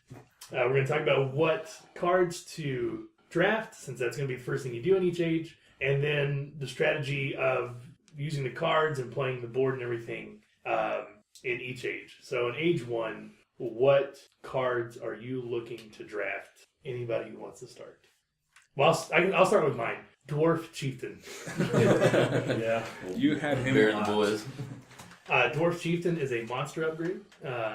He is basically, when you play him, he goes right on the board. He's free. You don't have to pay the rage to upgrade him, so he's basically a free card. He has 2 strength, and he's free to invade. So when he comes back to you in the other ages, he's free to put on the board, which just like your Chieftain, which is free to put on the board at any time. It's a 3 strength. You're getting another 2 strength monster, and that can come in handy because by round 2 you can have a 5 strength gang of guys. 2 guys, yeah. Yeah, 2 guys. They cost you nothing. I also, as far as upgrades, that is the only upgrade I would go for unless I'm starting to get, unless I'm not seeing anything I want come up. I say always take at least 1 quest card. I steer away from Glorious Death. Glorious Death means 8 figures in Valhalla. 4 figures. 4. So you score the quest by having 4 figures in Valhalla Before Ragnarok. So that means you got to get 4 of your guys killed. The reason I steer away from that in the first age is because your rage is so low that you're wasting. I feel like you're wasting your rage to play that. So I would go for one of the provinces ones. I wouldn't go for. If you see Idrisil, maybe go for it. But just either one of the provinces. Idrisil is the center province, but get one of the quest cards that's not Glorious Death. As far as clan upgrades, I would just take one of the 0 rage upgrades like Frigga's Charm, which allows you to upgrade cards cost you 1 less rage to play, or Tears Domain, where you can use a quest card as a +3 battle card that just gives you more flexibility in your hand. And then my strategy was to get the Dwarf Chieftain, and then get every high level battle card I could. So you have Tears Smite, which is the highest battle card in round 1, +5. Tears Crush is +4. And then you have 2 Tears Smash, Tears Bash. You want at least a 3+ card in round 1 to try to get it. I mean, there's other stuff, but as far as my strategy would go for round 1, it would be to get that dwarf, get a 0 clan upgrade, and then a quest, and then high value battle cards. I'm going to have to say second on Frigga's Charm, a 0 upgrade that takes 1 rage less from every upgrade, and that's throughout the game. Yeah. That's for every type of upgrade. As long as you don't get rid of it, you're Yeah, exactly. That can be huge. I mean, rage, again, determines what you can do and how often you can do it, and being starved for it sucks, man. It just stops you in your tracks. That's why another one of my round cards that, if I ever saw it, if Matt didn't grab the shit, was the Loki's card. What was it called? Loki's Trickery. Loki's Trickery. That's where if you lose the battle, you get to steal a rage from the victor. Now you can combo that with stuff like Loki's Domain. There's different names for them throughout the ages, but they're basically gaining a point from releasing from Valhalla. Now you said you wouldn't recommend the Glorious Death in round 1. I'd probably agree there, but if you can start to build, pinning yourself as the underdog, planning to lose a majority of your fights, you can build a valid strategy around that, depending on the upgrade you choose. And yeah, the Loki's cards, if you can get them to combo, you can double up on that Glorious Death, because it's another one that not everybody's grabbing. Because trying to get 4 figures kill in the first round, like you said, it's not easy. Ship and monsters do count for that too. Yeah, but it can be difficult to pull off with the starting 6 rage, especially if you get trickeried yourself by somebody else. But yeah, that'd be 2 recommendations for round 1. Again, battle cards are just kind of a no-brainer. If you're going to try and win fights, then yeah, you're going to want to grab those. But I didn't have anything specific as far as effects. Another one I liked was Frigga's Sucker, however you pronounce that. It's 2 rage, but whenever you invade, you get to tag a warrior along for free. And the reason I like that one so much, and even though I didn't really get to employ this strategy at all during all our playthroughs, realizing later in our games that being able to lock down a region with your figures where nobody else gets to come into can really create a lot of scoring opportunity, depending on whether or not you can get the proper cards and combos later on. It also gives you a lot of control. It gives you control over round ending, when that round ends, and if it does. If you've got rage and you've got, well, we'll get to those cards later. But yeah, being able to lock down a zone with all your figures, there is nothing else that says remove somebody else's figures from a region. Not that I saw. There were no effects that, unless you can place, if you can troll bomb a place with just that one spot open, yeah, it works. But if you can get a region locked down with just your figures, man, you can really get some stuff going. But yeah, round 1, there wasn't a whole lot of stuff that I was always on the lookout for. Quests, I'd recommend, if you can, double down on a zone. Try to find that one spot that you're going to try and get your leader into, and not necessarily make it a popular spot. I think Rage seems to be the go-to spots from our plays, from our experience. It seemed like that's where the zones that people are jumping into first with their leaders and their stronger figures, because you got to have Rage to do anything in this game. Yeah. So it seemed to be very popular. Double down on a zone that does not have one of those Rage tokens in, and try to get your strength there. He'll throw your boat over there, because it counts for both on 2 different spots. But yeah, Age 1 can be tough to draft for and play accordingly, and who knows what you're going to be doing later on. Yeah, round Age 1 for me was kind of, most of the cards kind of suck. So I always tried to, I had so many hands where I just kind of had to play what I was dealt, really. Like, I would, even if I wasn't intending to go a Valhalla strategy, and by Valhalla strategy I mean just sacrificing all your guys to Valhalla and trying to get points from them. Like Jeremy said, Loki's Trickery was by far the best card I ever got in round 1. especially if you're going the Valhalla strategy, because you can just swarm the board with as many guys as you want, lose as many battles as you want, gain all your rage back, be able to keep playing more guys, and just end up sending all your guys to Valhalla, which I think I did in one game. I think I got all my guys to Valhalla at the end of Age 1, plus I had the upgrade that gave bonus glory for each one you pulled back from Valhalla. So I had a couple of Age 1s where I didn't really plan on doing the Valhalla strategy, but I ended up getting like 30 points just because that was kind of what was dealt. To where I got the quest for it, I got the upgrades for it, and then I got stuff like Loki's Trickery to allow me to play all my guys on Age 1. But yeah, like Jeremy mentioned, Frigga's Succor was really good. That allows you to just swarm the board pretty easily. For me in Age 1, if you aren't going to Valhalla strategy, it's all about just getting guys on the board as quickly as you can. Kind of don't take too many upgrades. Don't take any monster upgrades except for something like the Dwarf Chieftain, because you're so limited on rage. Just try and get as much board presence as you can. Don't really pay too much attention to your cards. I usually try to go with more quests in Age 1 just because it was kind of an easy way to boost up your stats, even if you couldn't win any battles. But, Blood Rage is a very reactive game. You have to, especially in Age 1, where there's not a whole lot of great cards, you just kind of have to play what you're dealt, really. Blood Rage is all about shifting your strategy on the fly, and I think the same thing applies with drafting Age 1 as well. So that's all I got for Age 1. Well, so the things I always went for is I never saw Frigga's Succor. It was always gone. Either Jeremy or Matt always had it. I got it once. Matt always had it. I had it like 2 or 3 times, yeah. Zachary always had Dwarf Chieftain, it seemed like, except Matt got in our last game, I think. I hate drafted that one that last game. I was about to go to Zach. Gave me the bad juju in the last game. I always I went for the stat raises. So I got Frigga's Grace a lot, and I used that against them ridiculous. Now, my strategy was, I really didn't take quest cards because what I was trying to do was single out provinces for myself where I didn't have to fight anybody, and I could just take the stat. If I did do that, sometimes if the correct quest card came around, I took it, but that was about it. For the most part, sometimes I didn't really take any of the monsters because you do start off with 6 rage, and I think the troll's 3, and man, that's sea serpent is 3. Yeah, I mean, while it does give you a sea serpent, as an extra ship, it's rough to keep out. However, it does work for both provinces, so you could theoretically throw the sea serpent between in the ford, isn't that what they were called? Fjords, in the fjord, and be able to plunder or raid both provinces that it was associated with.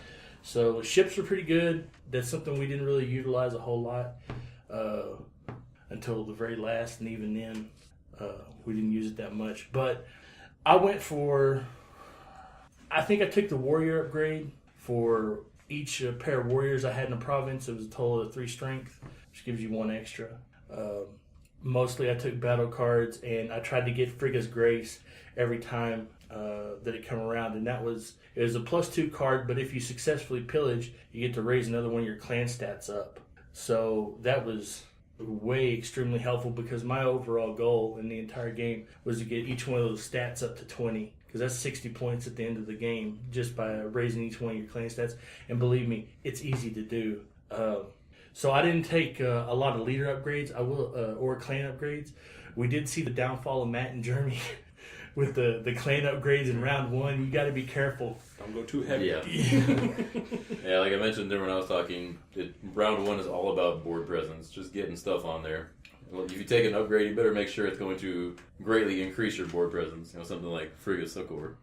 The one thing I will say is that while having a single province, I like that. I think it's key. Being you enable to, if you want to raise your clan stats up, you have to fight. So you're gonna eventually have to try to get into a pillage situation where you're the pillager and you're fighting everybody else in order just to get that clan stat up by 1. And you know what? Here's another thing.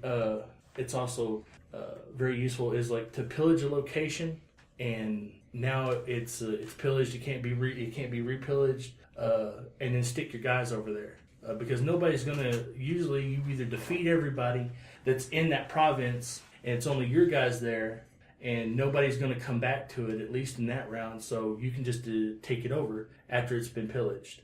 I also tried to do that. You can also complete your quest a lot and screw people up a lot by putting your guys in already pillaged provinces. There's definitely no shame in it. They're safe for the most part. Later ages are not, but at least in age 1, they're safe in already pillaged provinces. Oh, and I'm also going to say this: there's no shame in letting people have Yggdrasil and just sitting back and laughing while they take it and not giving them any points. There's no shame in that. Especially on round 1. Yeah, it gives you all stats, but if you've already clicked up a couple of stats yourself, it doesn't really matter. Although if you can defeat everybody and you're the first player to play in the next stage, and you can pillage Yggdrasil twice in a row, well, that's kind of nice. So shoot for that. There's one thing I was going to say. I guess it was just holding on to a province, especially if it's just you. And that was always the first thing I tried to do. And pillaging fast, especially for rage. If you can pillage a province fast that has rage on it and nobody's around you, or they didn't stick their leader over there, or your leader's there and you know you can take it, pillage as quick as you can and turn that rage over so you're boosting up your rage stat faster than everybody else. There were a lot of times I had 12 rage and everybody else was still stuck at like 7 or 8. And it would be right after like round 2 or H2, I was up at close to 10, or I was up close somewhere and everybody else was lagging behind and I could do more things. Yeah, so that kind of goes, let's go to the strategy of, so now you have your hand drafted, so how do you place? So everyone said... Oh shit, I was just like going with it all right there. Well, that's fine, we were done. So yeah, going to rage, especially rage in a province with 3 villages. Yes. The secondary to rage, if like you're the last to go, is horns. Yeah. Axes are garbage. Like I don't think. They're okay, but they're not a priority. Other than getting the points for them, because the further you go up the track, you start getting points for upgrading your stats. But rage and horns almost more so in first stage than rage, because you can have 4 figures on the board. Yeah, every time you get you upgrade your horns, you got more. So what I would do is I'd either go for the rage or the horns and try to just build up my guys in the province. And as soon as I am full of the province, then I'm going to the middle to get the 3 stat raise. Unless someone's gone for it, then I probably wouldn't challenge someone who's trying to go for it. But I want to end with my guys in Yggdrasil, because then I can march anywhere on the board, and I want a large army by the end of the first stage that can go and just, it's like, oh, I'm going to pay 1 rage, and then next round this is mine. Yeah, that's another key thing is if you are going to focus on one province, even if you don't got the quest there, even if you're not going for the bonus there, having that flexibility of 1 rage, 5 or 6 strength in one zone, just like that, it can be key. Yeah, that's why it's good to have the quest, because if you were getting screwed or troll bombed, and troll bomb there's a monster called the troll. You pay 2 strength and he destroys every warrior that's in the province that he lands in. And that sucks. So yeah, it's not nice. If something goes sideways, then you need something, because every time you complete a quest, you're taking up one of your stats. Too. Yeah, it should go sideways a lot. Yeah. Oh, yeah. If you have a strategy for a round, if you're able to pull off that strategy, usually it's for luck. Yeah. Because there are just so many variables so I go back to the game being so reactive. You almost have to change your strategy on the fly every round. Yeah, putting all your eggs in one basket is a terrible idea in this. You've got to have a balance in the way you draft, and that goes back to how we draft, really. And like in every age, I kind of tried to get a diverse hand, really. Where I at least pull a couple attack cards, a couple quest cards, a couple other things. I never wanted to be, just like, I didn't want to go completely with one strategy because I knew it wasn't going to work. So I always tried to have an answer in my hand to whatever bullshit goes down on the board. Also, I think Loki's Dragons is possibly the worst age 1 card. Of course. It's Well, the Valhalla Like Boat. losing the ship. yeah. Yeah. Hey, you know what? Here's the thing. This thing you gotta look at that you guys really weren't paying attention to until the very last game. That's 2 raids, right? For an upgrade, it cost you 2 to put the ship out. Yeah. Yeah, that's one way of looking at it. If you're gonna Valhalla Boat that son of a bitch, that's 4 plus you get especially at Ragnarok, you get points for things that are killed during Ragnarok. So that's what in the first stage it's 3 points. Something. 2, 2, 3, okay. then 4. So that's 6 points for 2 raids, especially if you didn't know, if you just took it on a whim. Yeah, but the glory swings are so insane in the third age that it's But taking even in a lot of our games, a lot of our games were pretty damn close. Like even everyone kind of combos out in the last round, and it kind of comes down to I think we had one game where 3 of us were separated by 10 points. Yeah, you won over me the first game, 6 points. So a lot of times those small games you gain in round 1 can come back to winning the game because pretty much everyone busts out with some crazy combo in round 3. I mean, and there's no reason not to kill the sons of bitches, right? I mean, they're gonna get released back to you, and especially if if you're not planning on using them. I mean, especially the boat, because you can't move that boat. The boat's got to die in order for you to even be able to place the son of a bitch back out. See, that's why I don't like these ship upgrades until the third age. And if you're going a pure Valhalla strategy, that one of the things I marked down is if you're going to go Valhalla strategy, go all out on it. Don't try to get back in the game normally. Just go all out, sacrificing stuff to Valhalla as much as you can. And the boat strategy was something I didn't really use very much when I did try Valhalla strategy. That lets you sneak in on some pillages that other people might not see, because you don't have to have a figure in that region. If you got a boat and supporting fuel, you're in there, man. You're fighting. Yeah. And if you're getting bonus points for getting killed just for your boat, and then when it releases, and then for completing your glorious death quest, I mean, it's like he says, you probably gotta double down on it. You gotta go on in on it, but it's definitely valid. All right. Anything else on age 1? I would say to follow up with Zach's Bear and the Boy strategy in the middle, I would say do not allow that player to do that. Because I remember that game, Zach just kind of just ran away. I mean, there was other factors in that, but Zach just ran away with that game after pillaging it at the end of round 1 and the beginning of round 2 with nobody else had a board presence. He didn't. I would run away. Well, it seems like that one game he did. The first game he busted out Bear and the Boys, he beat the crap out of him. I got my upgrades. I was up within fast. 6 points of him. That's the only game he won. Yeah. I remember that he did the big swing in the end. Yeah, that was still, if you can, without sacrificing too much of your strategy, I would say try to combat that person in the middle. At least try to build their forces back down to where they're at least on even ground at the start of the second age. See, here's the thing about it is that if you let them get stat upgrades pretty quick, it's useless for them. Because you can only go up so high, you know what I'm saying? That's the reason why I'm never even worried about you guys getting those 3 stat upgrades. Because you could get 20 points. That's all you could get. And after that, those particular spots were just like whatever. But when you go on and once they do have those stat upgrades, now you're giving them bigger points to fight. So now I don't want to fight you. Yeah. So I'm just like, fuck it, take it. You want it? Have it. And when Zachary got both of those, back to back, I mean, I even did it in the previous game that we played, not for the show. I got back to back upgrades. And I mean, yeah, it's nice, but it is not, in my personal opinion, I don't think it's game altering or even worth stopping. That's just me. I don't know. I still feel like, at least not necessarily in the middle, I guess, so much, but just having a huge force to start off the second round is such a huge advantage. It is. So you can just kind of roll in and just take whatever you want at the beginning of round 2 while we're all kind of scrambling to catch up. Well, you see, but there's also a thing about it is that when you march, there's no guarantee that you're going to be able to put all your guys in a province. The biggest province is, 5?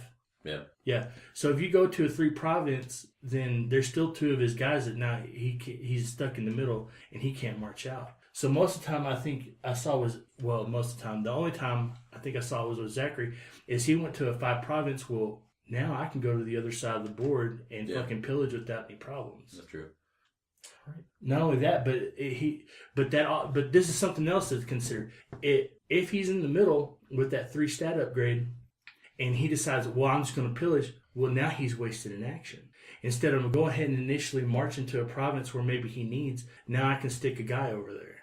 you know, and then you guys could too, depending on how. Well, obviously, everybody could stick especially if that rage icon was in a 5 province. Yeah, I mean, I guess I seem to remember that happening where at the beginning of at the second age, he pillaged the middle immediately, but all of us were able to catch up within that first round because we all placed guys, and it kind of made it a bit even again immediately after that first turn in age 2. You know what actually I think hurt a lot, that hurt me a lot more, was you having that frigate card where you got to put in an extra warrior, because that was like 2 spots in one turn that was bullshit.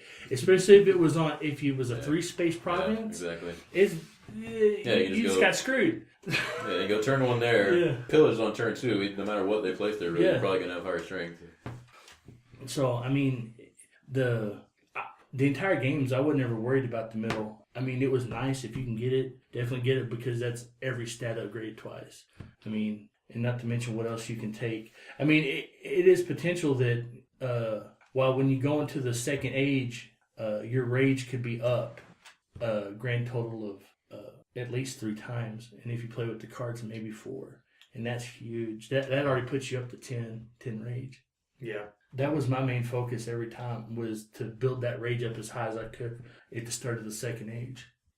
All right. Well, now on to second age drafting. For this age, this is where the good cards come in. Start of the good cards. So the one that everyone is going to say that you're breaking the game is Tyr's Challenge. It is a 0 rage card. So as an action, pay 2 rage to repillage any already pillaged province. It's on my list. So when you have that rage province, well, now you're just bolstering your rage for 2 rage every time. You'll have 12 rage by the end of the thing. And then, I mean, with that, every time you upgrade a stat, you're getting closer to 40 points for a fully upgraded stat. If you combo that with with Lord of Axes, you can pretty much have all of your damn stats close to 20. Those 2 are on there for that reason. I didn't get to pull it off. I never got the leader upgrades, but having seen the potential, if I saw either of those, definitely be grabbing over anything else. Here's another one that maybe you would look over because it's expensive, but it is devastating, is that Fire Giant. Oh my god. Yeah. The Fire Giant is 4 to play. He has 4 strength. When that monster invades a province, you destroy all non-monster figures in it. So someone plays that Fire Giant on the first round, and your clan leader just ate shit. Well, let's go. Well, not only that, but think about people that are building up in a 5 province. I know. And then you throw that Fire Giant in there, you just, dude, it'll make you cry. It'll make you be like, it happened to me. Fucker. For the second time, a board game elicited there's no response. Literal blood rage. Also, my favorite battle card in this second one, and it's worth keeping into age 3, is Odin's Tide. Because Odin's Tide, before comparing strength, each player chooses and destroys all but one of his figures in that battle. And I think I missed the plus, and I think it's a +2. Maybe it's a +0. No, it's a +2 because I put them in order. So it's still a +2 card, but you're destroying everything except their most likely going to be their highest value figure unless they're playing a Loki strategy. And this is also the first round where the ship upgrade I think is worth it, because if you don't get the ship upgrade in age 3, which basically it's whenever your ship is destroyed, you're getting glory points for that. But you can still get the upgrade to bring your characters out of Valhalla, to put them back on the board, and so you can keep getting your boat destroyed. And this is a kind of a way to, kind of like an insurance policy for that combo. If you're trying to go for that combo, which is an awesome combo, this is the first round where I would say take the ship upgrade. What else as far as drafting in age 2? Well, like already been mentioned, the leader upgrade. Lord of Axes, if you successfully pillage with your leader, +1 to your stat. Also, the pay 2 rage to repillage. I mean, again, if such a garbage card. Yeah, if you can, yeah. Or so they go, what? What are you doing? It's like, you're doing what again? If you can get on the rage, if you can get it on a raid stat token, then more power to you. That's fucking awesome. Oh, but just getting it on any stat. Well, especially in age 3, because age 3 turns into this weird Cold War of trying not to end the game. They did later games, yeah. Everybody had their province, like, well, shit, everybody got all this rage. What else can you do? Fast. Yeah. So, the time into the key goal of upgrading your stats, then, yeah, you definitely want to, if you can, grab those. Because if you can hold down that province, no one else is coming in. Yeah, POP, man. You don't have to spend your rage on putting out new figures or anything. Nope. Maybe you grab some quest cards for that region. I mean, you can really... Yeah, all the quest cards for that region. Exactly, yeah. I mean, you can really do some powerful moves if you can get some of these cards. But just spending that 2 rage to raise your rage again. Dude, especially you do that with Lord of Axes, then you're just like, Yeah. it doesn't matter where you're at then, your bump it stats whatever you upgrade want. going up. Exactly. 1. If you can combo that shit, then, man, don't let anybody get both of those cards. You can control it. Yeah. As far as anything else on H2, what else did I scratch down? Well, you mother... Oh, Dark Elf. Dark Elf's a good one. Dark Elf is a 1 strength. You play 1 rage to play him, but he can invade Yggdrasil in the middle. And in Yggdrasil, he has 3 strength. So, he's just a nice, cheap monster to get out there. Well, I mean, the fact that he can just invade Yggdrasil. I mean, I saw you guys do that quite a bit with him. I mean, just keep him there. What it doesn't matter. Now he's 3. I never saw anybody use Valkyrie. No. She's kind of garbage. Yeah, I thought about her a few times, but there's too many better choices in H2. I mean, Unless unless you've been going for the Valhalla strategy already, then there's not, because she's but you don't want her to die. I mean, because she gets 2 glory for each figure destroys in the battle. I can see that if you're playing a big Valhalla strategy and just like are trying to bait somebody into like wiping out your shit in a battle. But I mean, I don't know if that's really worth the. You know what? Upgrade. This is just you'd have to really set it up well, which again is hard to set up things in this game. You know what? The only thing I can think of is that with her, if you're going to do a Valhalla strategy with her, is that you really see her shine with the H3 card where you can invade from Valhalla. Oh yeah, range. Definitely. You also There's so many combos with that card. It's not even funny. Yeah. in this round, a good 0 rage clan upgrade for his protection. You can pay 1 rage to prevent a figure of yours from being destroyed. Did you ever use that? Yeah. If you're baiting someone into trying to destroy something for you, but you don't want all your guys to be gone, or if you just, in that one game, I had rage to burn, so I would just, if I made the wrong choice, well, you're burning their battle cards because when they win, it's gone. That's true. To me, that would really come in handy in H3 as well. Because H3, the 2 games where I was way up there in rage, in H3 I had a shitload of rage to burn at the end, really. Didn't have a whole lot of good uses.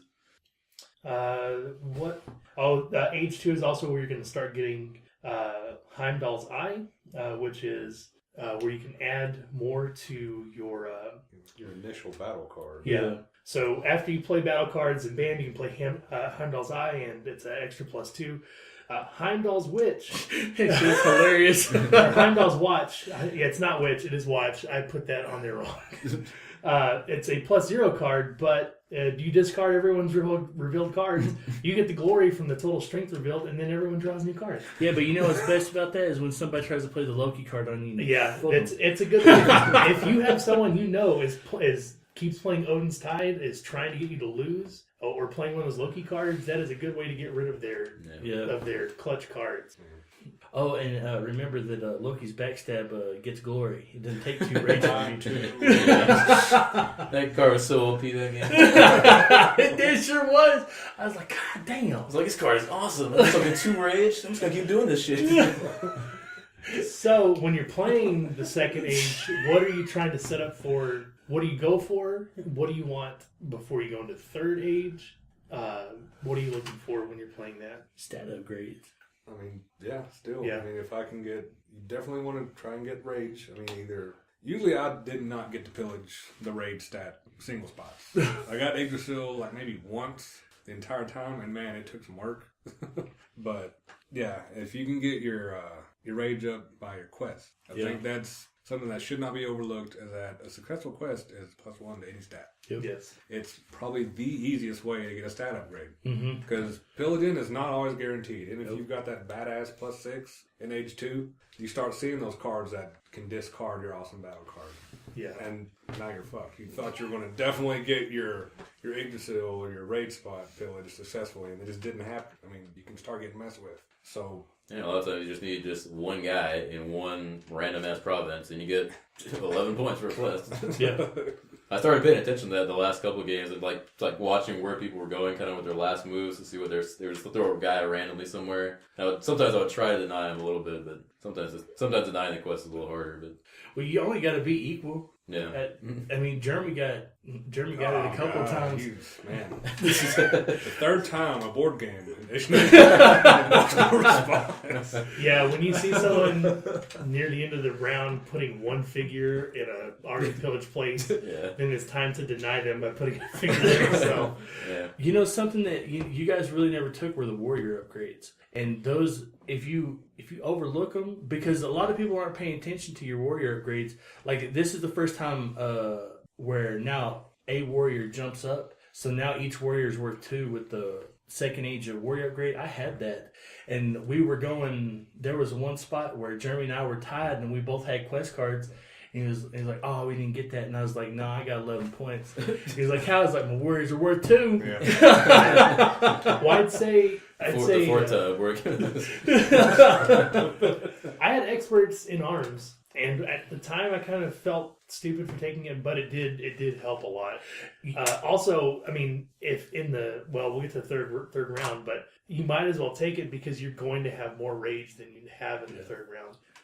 Well, here's the thing that a lot of people that you might look over with that expert in arms card is that yes, once it's played, it raises your cost of your warriors to 2. However, once it's played, it raises all the warriors on the board to 2 too. So you could easily just throw out all your damn warriors and then play that card. That's what I did. Get them out there first, then upgrade, and then it's one rage to move that army around, and that can be huge. There's a lot of strength for one rage. So I mean, some of it's just you just got to plan out your card play. I think. Yeah. Because I think you were like, because I remember when I played it, you're like, "Oh, you're gonna be starring now. Each one of your warriors is 2." I was like, "They're on the board." That's yeah. Once I figured that out, I was like, "Oh, I should have done that." I'd say, but when your third age is ending, more than the first age, you need to have a province because once the second age is done, third age begins and it ends faster than you think. If you have a province, you have some part in controlling the time on the last round. Especially if you have the action to repillage. Yep. Because then you really need to have one before you go into the third age, and you need to start plotting on how to get that second one. And the beautiful thing is that you can wait. Because you could put all your guys and then march them into Yggdrasil and just wait for somebody to move. Or just all you need is 2 spots. You know, somebody wins a battle or loses a battle, that opens it up for you to march right on over there. And then you can just pillage. And then you don't even have to take out the spot on the board. In our last game, we ended by not having any rage. We didn't even pillage all the spots. We just held them. All right. Any other second age thoughts? I would say the most success I had in this game was during the second age was just getting as much combat strength to the board as possible and swinging for the fences, really. I was lucky enough to get the Fire Giant twice, which is the absolute best time to play the Fire Giant because everyone's committing a shitload of stuff to the board. There's all kinds of opportunities for everyone's really trying to position themselves. Everyone's got a lot of rage in H2. So the Fire Giant is just devastating in a lot of situations. And I was able to just completely control the board a couple times using the Fire Giant and the Dark Elf in one game, just sitting in the middle after pillaging a couple times. I remember that. It's a lot of strength. It might be expensive, but it's a single figure and it's 4. Yeah, you comboed that off with like, I think one H2 I had nothing but just like monster upgrades and combat cards. That's all I had. Because I was just throwing down as much as I could, getting my horns up, winning glory in battles, and then that carries over to Age 3, to where you have the biggest board presence immediately in Age 3, and it can keep doing the same thing. Mm-hmm. That both times I won, I was able to kind of control the board in Age 2 a little better, mainly with the Fire Giant, who's I think the best monster upgrade by far. Age 2, I'm sorry. Okay.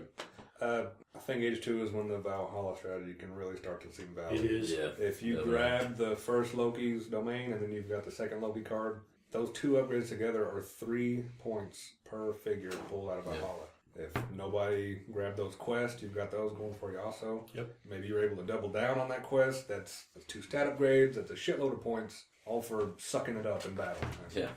Deliberately sucking it up. Exactly. Then you got stuff like Odin's Inspiration, double your reward for dying during Ragnarok. Yeah. I mean, just there's all Never kinds used of it, but yeah, again, all kinds of stuff you can you get. can set yourself up for More some more Loki's Eminence. Get 2 more glory for each figure you release from Valhalla. I did that with like all my figures a couple times. Yeah, they can start to be really big points. Dying. Yeah, get busy dying. Yeah. Valhalla Boat. Yeah. See a Valhalla Boat. Yeah. Well, one other thing in H2, there's a really crazy combo that nobody was able to pull off in our games, but I was trying to. There's a combo with Tears Prowess that if you can bring back your used battle cards for paying 1 rage for each card. And you can combo that with a card in H3 that is... where is it?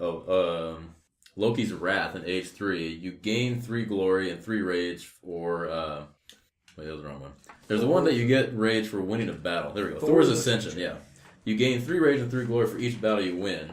So you can just combo that with high value battle cards and then get those back every time you win a battle simply by paying rage. And you're netting rage every time you do it. It's a crazy combo that I wasn't able to quite pull off, but that's something you can set up in H2 to combo off in H3. But I didn't even see that. I never saw that either. It's just harder to win with those cards yeah, with effects, man. I mean, it's just one of those where you have to either be going for it or just have to get past the right cards at the right time. you gotta have that fire giant and dark elf out there, then you can start winning with those types of cards, man. All right. Now, third age drafting. This is where if you're going for the Loki swing strategy. This is the swing round right here. If you're doing a Loki strategy, Valhalla strategy, then it's time to get on the boat, the Valhalla boat with Frigga's Domain. Or a quest strategy. Well, I'm talking about this one Valhalla boat strategy. I know, but I'm just saying. While we didn't really go over quest as being like a legitimate strategy, it really is. In this is the age where all the Valhalla boating and everything else. Yeah. This comes into effect if you can get that fucking card. Yeah. Well, Valhalla boat would be you've taken your ship upgrade, which is giving you glory when your ship is destroyed. Then you get Frigga's Domain, a 0 rage clan upgrade. You pay 1 rage to invade with any of your figures from Valhalla. So, ship gets destroyed, comes right back out, gets destroyed. Let me tell you what happened. My troll died. I had the troll, and then the troll came back from Valhalla and took out all of Jeremy's warriors, and I was able to take over a province and get quests. So you mentioned earlier why nobody else grabbed the warrior upgrades. That soured my experience. I got my upgrades. Like, man, this pair of warriors right here. He did it to me too. This shit is 6 strength right here, man. Yeah. Also, recognize 1 rage, troll bomb, coined a phrase and everything. Trademark. Yeah, that card's on the list. If you can get that invade from Valhalla for 1 rage, do it. Soldier of Hell is basically a 3-strength dwarf. No rage to upgrade or play him. He's just out there. If you see it, just take Eternal Dragons and then put your boat in Ragnarok. Yeah. You're paying 2 to put it out there. Bam, it's in Ragnarok. 12 glory. You've done it. Good job. You just stick it over in a province where people are playing and you watch it die. Yeah. Like, oh.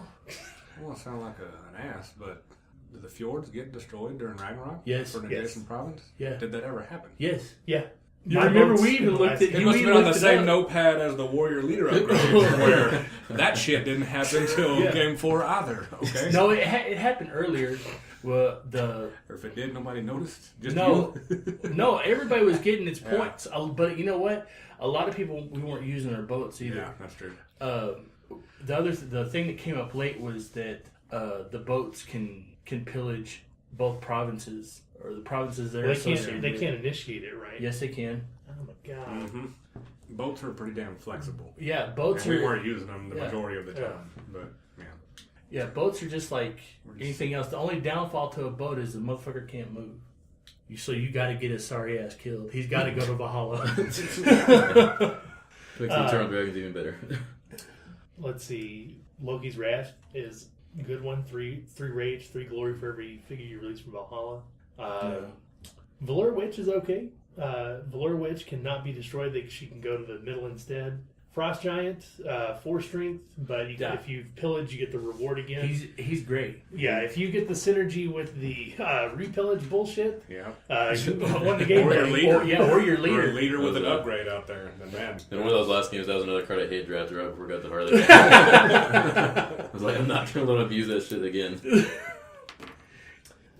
You got Heimdall's Watch again, which is the discard all cards and take the glory equal to the strength. Thor's Primacy.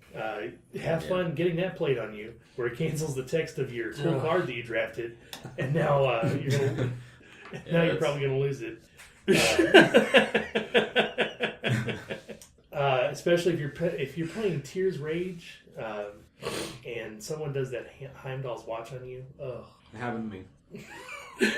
The fifth time that a board game initiated an emotional response. Man, I got You guys I got stop. fucked in this game. Yeah. It just feels like it. Out of every game that we played so far, this was the game that got you the most. It really did. Time. I didn't win any, and usually whenever we play something, I've got at least one win. Yeah.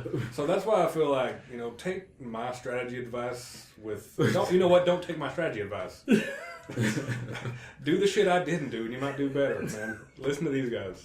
No, I didn't come in last, except for I think the first game. It was close, but I tried not to at least come in last the rest of the time. I did all right, but I didn't win any of this one. This game is rough. This game is pretty There brutal. is some shit you cannot plan for. It doesn't matter how good a hand you drafted. You can get screwed. Especially when people just have rage and they don't want to just be like, they're out yet. Yeah, and then they throw their troll and kill your 2 fucking warriors that were in a province and was already pillaged and wasn't going to do anything. Those are only 2 quest cards you picked up and shit. Yeah, And it you're like- happens, man. And you're like, why did my brother just do that to me? Now I've got to pay 4 more rage to get 2 more warriors out. Oh, man. Yeah, this round is also about getting cards you can play to extend your round when you're holding a province. Mm-hmm. Because this round 3 is where people are going to start trying to control the clock. If this is your first time playing the game, this game will end out of nowhere because as soon as there's nothing left to pillage, it's time for Ragnarok. Yep. So either you need to have somewhere you're controlling to time the game out yourself, or hope that someone else is just going to bleed it out like Harley did in the last one, where he didn't even pillage the last time. It just ran out out. of rage and stuff Yeah. we could actually do with that rage. Well, because Matt had rage and Matt had a fucking province that he didn't have pillaged either. So there ended up being 2 provinces that didn't get pillaged. And I was controlling the third that I just finished. Like, well, shit, I guess I'm going to do it now and do my one little combo and get some more stats up into the glory. Yeah, in the end there I had Thor's Conquest, which gives you 3 glory for each figure you have on the board. So I was just delaying the game just so I could have time to get all my shit out. And that was like, I had no other reason except for just trying to complete quests and upgrades, really. Yeah, I'd say this is where you just take quest cards, and that's what I did a lot, because basically I had most of my engine going. I'd take a couple things, especially if you have either the tier card that gives you the you can use a quest card as a battle card, or if you take the one in this round, which makes it can be a +5 battle card, and then it just gives you flexibility in that and other ways to draw the round out. I've thought about those tiers cards, and here's what I don't like about them. I think I took one once, and I mean, it's nice to have, you can use a quest card as a decent battle card. Mm-hmm. But if you end up winning, you lose the card you played. Yeah. And unless you got more points winning that battle than you did, then you just screwed yourself out of a stat upgrade from the quest and the points you would have got. Yeah. So that can happen. But there's also... But you have the choice, though. You may use it as a battle card. So you can say, oh shit, this guy is flipping this one. I am using this as a quest card now. But there's also, like, we had a lot of times That's where true. Our initial placement killed off a zone and then killed off a... That zone was killed every damn minute. Oh yeah, the only zone that had 2 provinces, we lost it. There were times it didn't even last one. It lasted one round. I thought it had like the initial the initial destroyed zone was there like 3 out of 4 times, or 2 out of 3. One of those 2 was taken out, and then another time one of the Ragnaroks took it out right off the get go. And then you see those quest cards up all the time, so you could actually take those over battle cards. Yeah, I could see that as being valid. So. Although I don't think I did that. I did it once or twice whenever garbage was coming around at the end of the draft. Mm. The only thing I know, the game that I won, Odin's Throne. Yeah, it got it for me because I was able to get three quests done, and that doubled them. Yeah, double point. I wrote that one down just because I remember you doing that shit. And that was over 130 point swing for me in that last round and won me the game. It's a huge swing. Because I had my 60 points for my stats, and I had double for my 3 quests. Frigate Sacrifice is good too. Oh, yes, it is. Yeah, I have that on there too. It's a 1 rage clan upgrade, and as an action, you can destroy 2 figures to raise your clan stats by 1. That's how I troll bombed you. That's right. I killed the troll and then I brought him back. Yeah, that's a pretty good synergy with the Frigga's domain. But just having that option with that extra rage, and if you got the figures, and the machine gun, machine gun figure strategy. Wherever you get those stats up, it's just 60 points, and there's a lot of opportunity to do it, and a lot of different strategies to pursue that route. So again, get your stats up. It's key for points and for play. Yeah, the one thing I will say is that out of all the times I played, if you get that second tier leader upgrade, where it just raises one of your stats, you really don't need to take the Lord of Spears, which if you successfully pillage with the leader, all your stats go up, because most of the time it's just going to be wasted anyways, because your stats are already going to be going up or close to being maxed out on the first turn of H3. I'll agree. However, if you need it, or if you need to hate draft it because it could really help somebody out, then do it. Someone else has got the 2 rage to repillage, and they've got the leader sitting somewhere. And they're behind in stats. It's Right. it's definitely worth taking. I will say that the warrior upgrade this time for the Master of Arms, where now each one of them, each pair is worth 6. It is nice, and it will make you laugh when people are like, "We're tied again." That'd be a good combo with the round 1 card, where you could throw out a pair of warriors. So you're only paying you're only paying 1 rage to throw a warrior out. You haven't upgraded them to cost 2 rage. Yeah. Or right? Yeah. Yeah, it's just you're a still only worth paying 6. Yeah. Still So paying you 1 get rages. you do the upgrade card. You get to throw out a warrior for free. Now we know that is in the rule book and on your fucking clan sheet. Well, I didn't read that for 4 games. I don't know. But 1 rage to throw out a warrior. You bring in his free warrior, and now there's 6 strength there. Yep. But the thing is that spots are tight by then. You've got 3 provinces destroyed, and most likely, if you're playing with us, people have their provinces on lock if they can. Yeah, I think for the most part, your guys are already out. That time, you're just playing it for strength to win. I mean, it also because you watch people go to those. Migrate off to those spots because they're going for quest. Yeah. So you got to try to worm them out somehow. You got to do some boating. Yeah. You only thought there weren't spots in there. The sea serpent I saved from round 1. Oh, what? Reason. And now I can repillage. You thought it was all safe? Yep. Ha ha. Yeah, round 3 can get really interesting really fast. Oh man, yeah. And you also need to watch your rage. Because the moment it goes to 0, you can do nothing no more. Yeah, so if you have someone tricking you into getting your rage stolen, which happened once or twice. Right? Yeah. 1 rage and they take it. Yeah. They got me a couple of times. I think it happened to me at least once. And the next time I saw that card, I grabbed the shit. Yeah, there's one game where I had 2 Loki's trickeries. I mean, because when you lose, you get the card back. That's the best part. You can do it in the whole first round, every fight you're in. Yeah, but I will echo Zach's comments on Thor's primacy. That just completely kills a Loki player because they're relying on the card text to do anything meaningful, and you're just poning them. I think I ended up with 2 of those in the last round that I won, and just completely swung the battle in my favor twice. Oh man. But yeah, I would emphasize like they were talking about in H3, if you're gonna do something, you gotta do it fast. If you're pillage the thing you want to pillage immediately, get into battles you want immediately, because you don't know how quickly it's gonna end, and you don't know who's gonna have the control to prolong the game. You might, if you're in the position to have it be in control, to prolong the game, then you can have plenty of time to do whatever you want. But Get those when stats up. when you're drafting cards, you don't immediately. It's not immediately apparent who's going to be the one who's going to be able to prolong the game. So that's something you can kind of plan for in Age 3, but even then, it's a little tough. Like I said, I was able to pull Thor's Conquest, not really by design, but it ended up working well to where I still had control of the board and had time to just put all my shit back out using all my excess rage and get a free 30 points in the end. Yeah. Yeah, that game, I was right behind you. And I will echo That ruined me. the comment on Lord of Spears actually is very good too, because he can give you an easy bump up to that 40 point, 60 point bonuses. Yeah. Oh, yeah. If you can pillage with him. Once again, using the repillage upgrade to full effect as well. Yeah, just keeping your leader alive. Yeah, is just all. keep repillaging with your leader and bump all your Just shit keep him up. alive, or if you can't keep him alive, if you can get him out of Valhalla with that other card, I mean, it just really depends. But yeah, keeping your leader in a zone that's locked down. Yes, for cities upgrade. Yeah, just start out Age 2 when you're already ready to pillage that shit. With the upgrade, if you manage to grab that card. There's so many different strategies to pursue. And like Matt keeps saying, it's so reactive.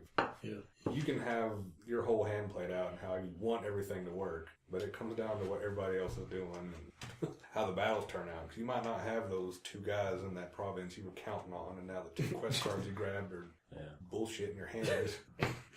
You didn't take the upgrade where there were 3 battle cards. I mean, things can go south quick, but that's it. We had a lot of fun playing this one. I will say this: because this is after they started watching me repillage and upgrade my leader and bumping my stats up, they started hate drafting me. Double pillage with the frosty gun. Yeah. So if it's very likely, I got lucky. I will say a couple times with the Lord of Axes, and that's the second age card. I never did take Lord of Spears. Because I usually had Lord of Axes. But if you find yourself where you can't get the Lord of Spears or Axes, that's when I would suggest taking that Frost Giant. I only took the Frost Giant one time, but he's very situational, I would say, because he costs so much more. The only good thing about it is unlike the Troll and the Fire Giant, where their abilities only come into play when they invade, if you can situate that Frost Giant in a spot where you can repillage, he can just bump one stat up to the max without any problems. The only other thing I'd say about the Frost Giant is that if you do happen to use him in conjunction with like the Lord of Spears or the Lord of Axes, you might as well just go ahead and place him in the point spot, because that's 10 points every time. It's a good idea. All right. That could add up. Yeah. Real quick. Yeah, I mean, considering if you get the repillage 3 times, that's 30 fucking points. You know? Yeah. One other thing with Age 3, we kind of brought up before with hate drafting, that usually at the end, at least in most games we played, I ended up with a lot of extra cards in the end that I wasn't able to use. So hate drafting more so in Age 3 than the others is a pretty valid strat, because especially with the wacky combos that people can string together, sometimes killing that crucial piece could end up saving you a lot more points than whenever you would have drafted anyway. Yeah. So don't be afraid to have some extra cards that you won't use in Age 3. To keep them out of other people's hands. Yeah. If we start seeing a combo that they could have, like, oh man, we cannot let him have this shit. Yeah, like the one time you denied me the other Valhalla. Yeah, because you already. I could have had. I would have had all 3 of them. I know. And I would have won the game. I literally would have won the game if you hadn't denied me that. I didn't get much use out of it, but it was definitely useful for all of So us. I would have had 6 points for every figure released from Valhalla at the end of the game, which I would have had all of them there again, which would have been just 60 points or something just for that. Oh man, so much fun. We did screw up a couple of rules, although it didn't really affect us. Yeah, it really didn't. I don't think. It's the one rule that we messed up. We didn't realize until the very last was that when you pillage, you get the chance to call arms. That's the next thing. Yeah. So everybody that's in an adjacent province, it goes around the table, starting from the start player, or starting from the player that initiated the pillage. They get a chance to bring a figure to the battle. We were playing that you could move all of your figures to the available spots, which didn't really matter because usually there was, maybe one person next to you. Most of the time we weren't in Yggdrasil until the very last or the very first of the age. So it really didn't have any effect on us. that really didn't matter so much for Jägersil because all other provinces are adjacent to Jägersil. So doesn't matter the order that you're at. Yeah. Just bring what you're bringing and throw down.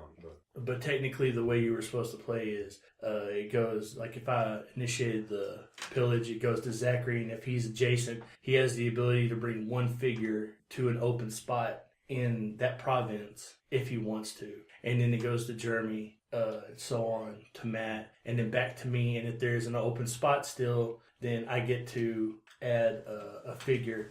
And it goes around until there are no more open spots or everybody has passed. Is that right? I'm pretty sure. I mean, it sounds like it's a valid way to move your shit for free. Also, Yeah. if you're done with an adjacent province or whatever, and you're trying to lock down one, pillage somewhere that nobody really gives a shit.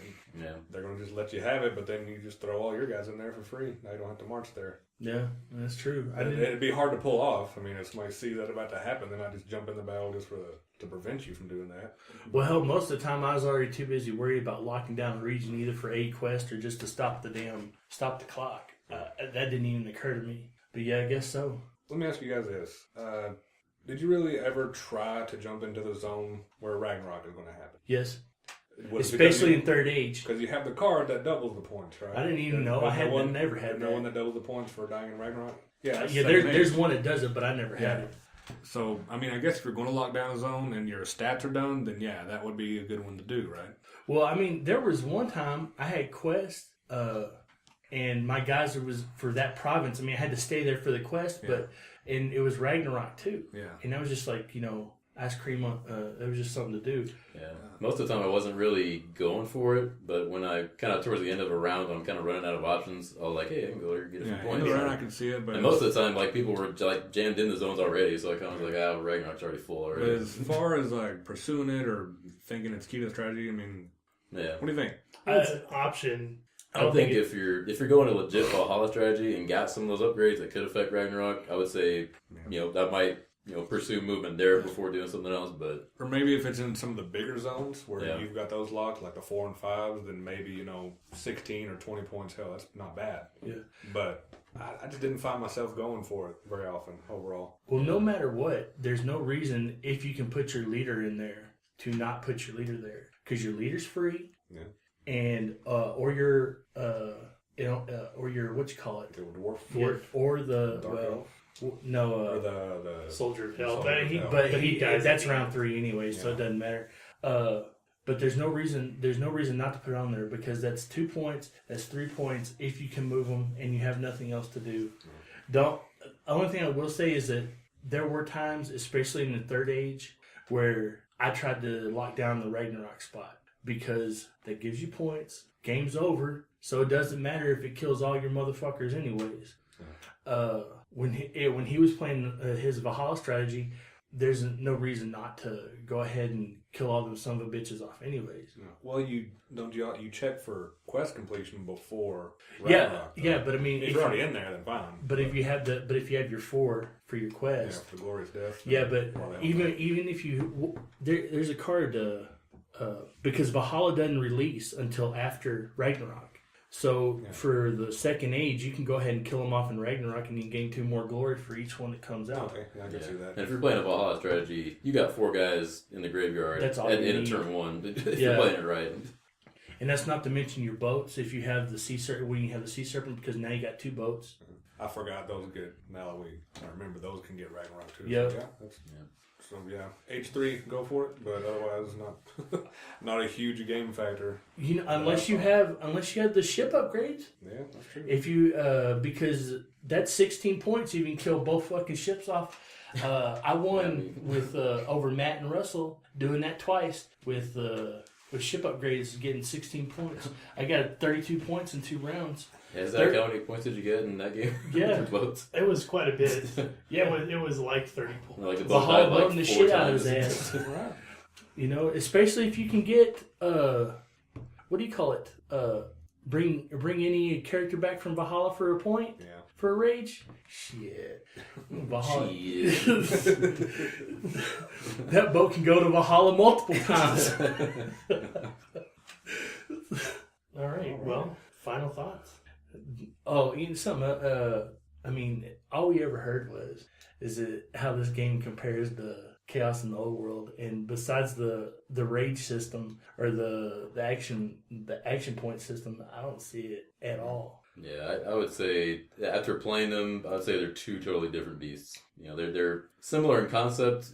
Just base area control is still there, but your avenues to victory, the mechanics of the game, the card drafting, it's a totally different beast. Yeah, that card drafting. Aside from just your rage meter, which is identical. Aside from that, I never thought, okay, that's in the old world while playing it. And even then, it's just a way to gauge what you can do. I mean, just being able to get to 12 rage versus how hard is it to upgrade your stat there on chaos. Yeah, chaos you've got to get two vital upgrades to pump up one or three. I mean, it's difficult to increase that. Yeah, your meter was a lot more valuable in chaos than it is here.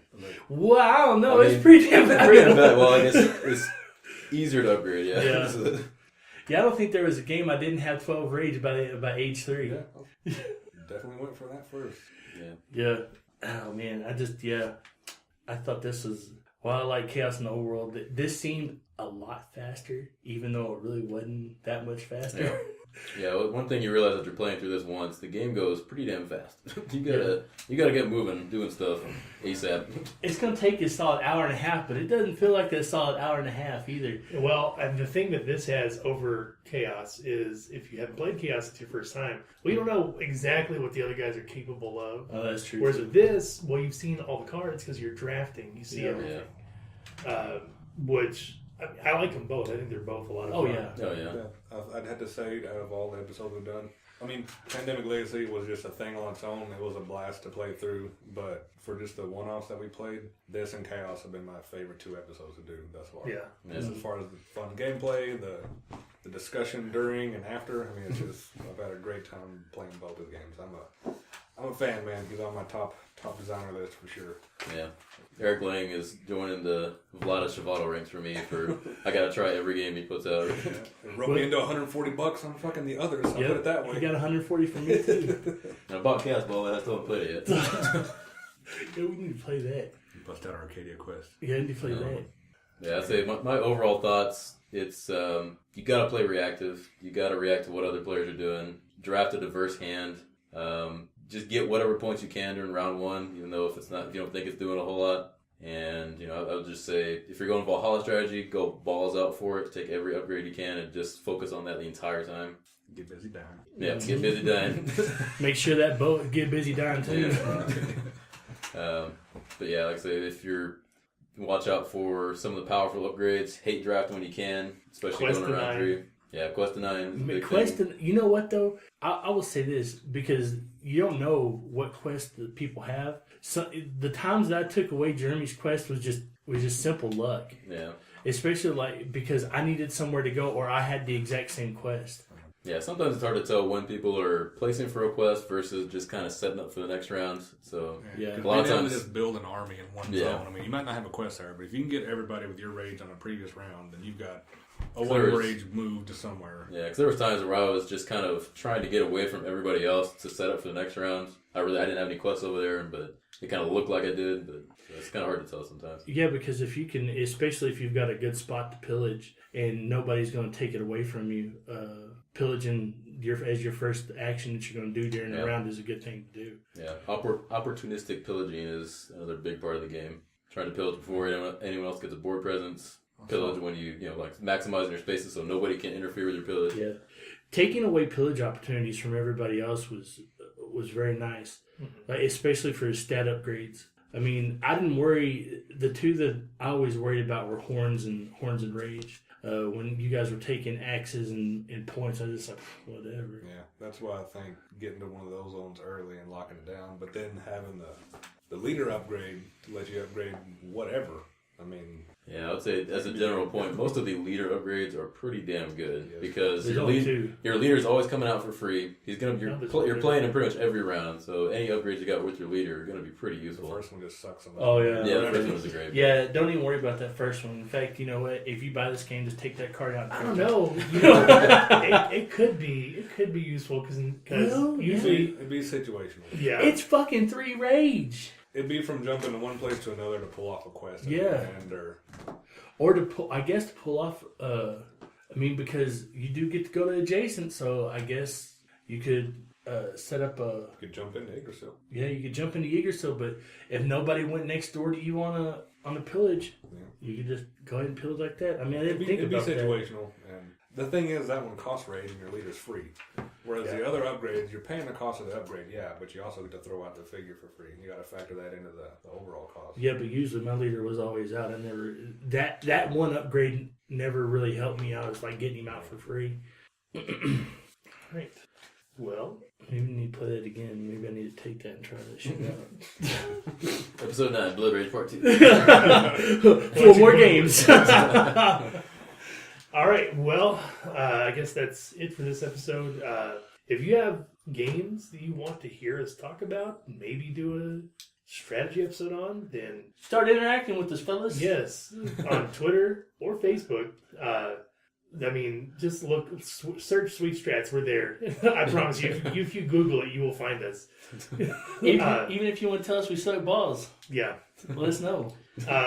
If you are so inclined, you could leave us a review on iTunes. Apparently, that does something. Yeah. Or tell a friend. How about that? Put it on your Facebook. Do something. Help me out here, hashtag us. But I guess until next time, we're out. 115. POP.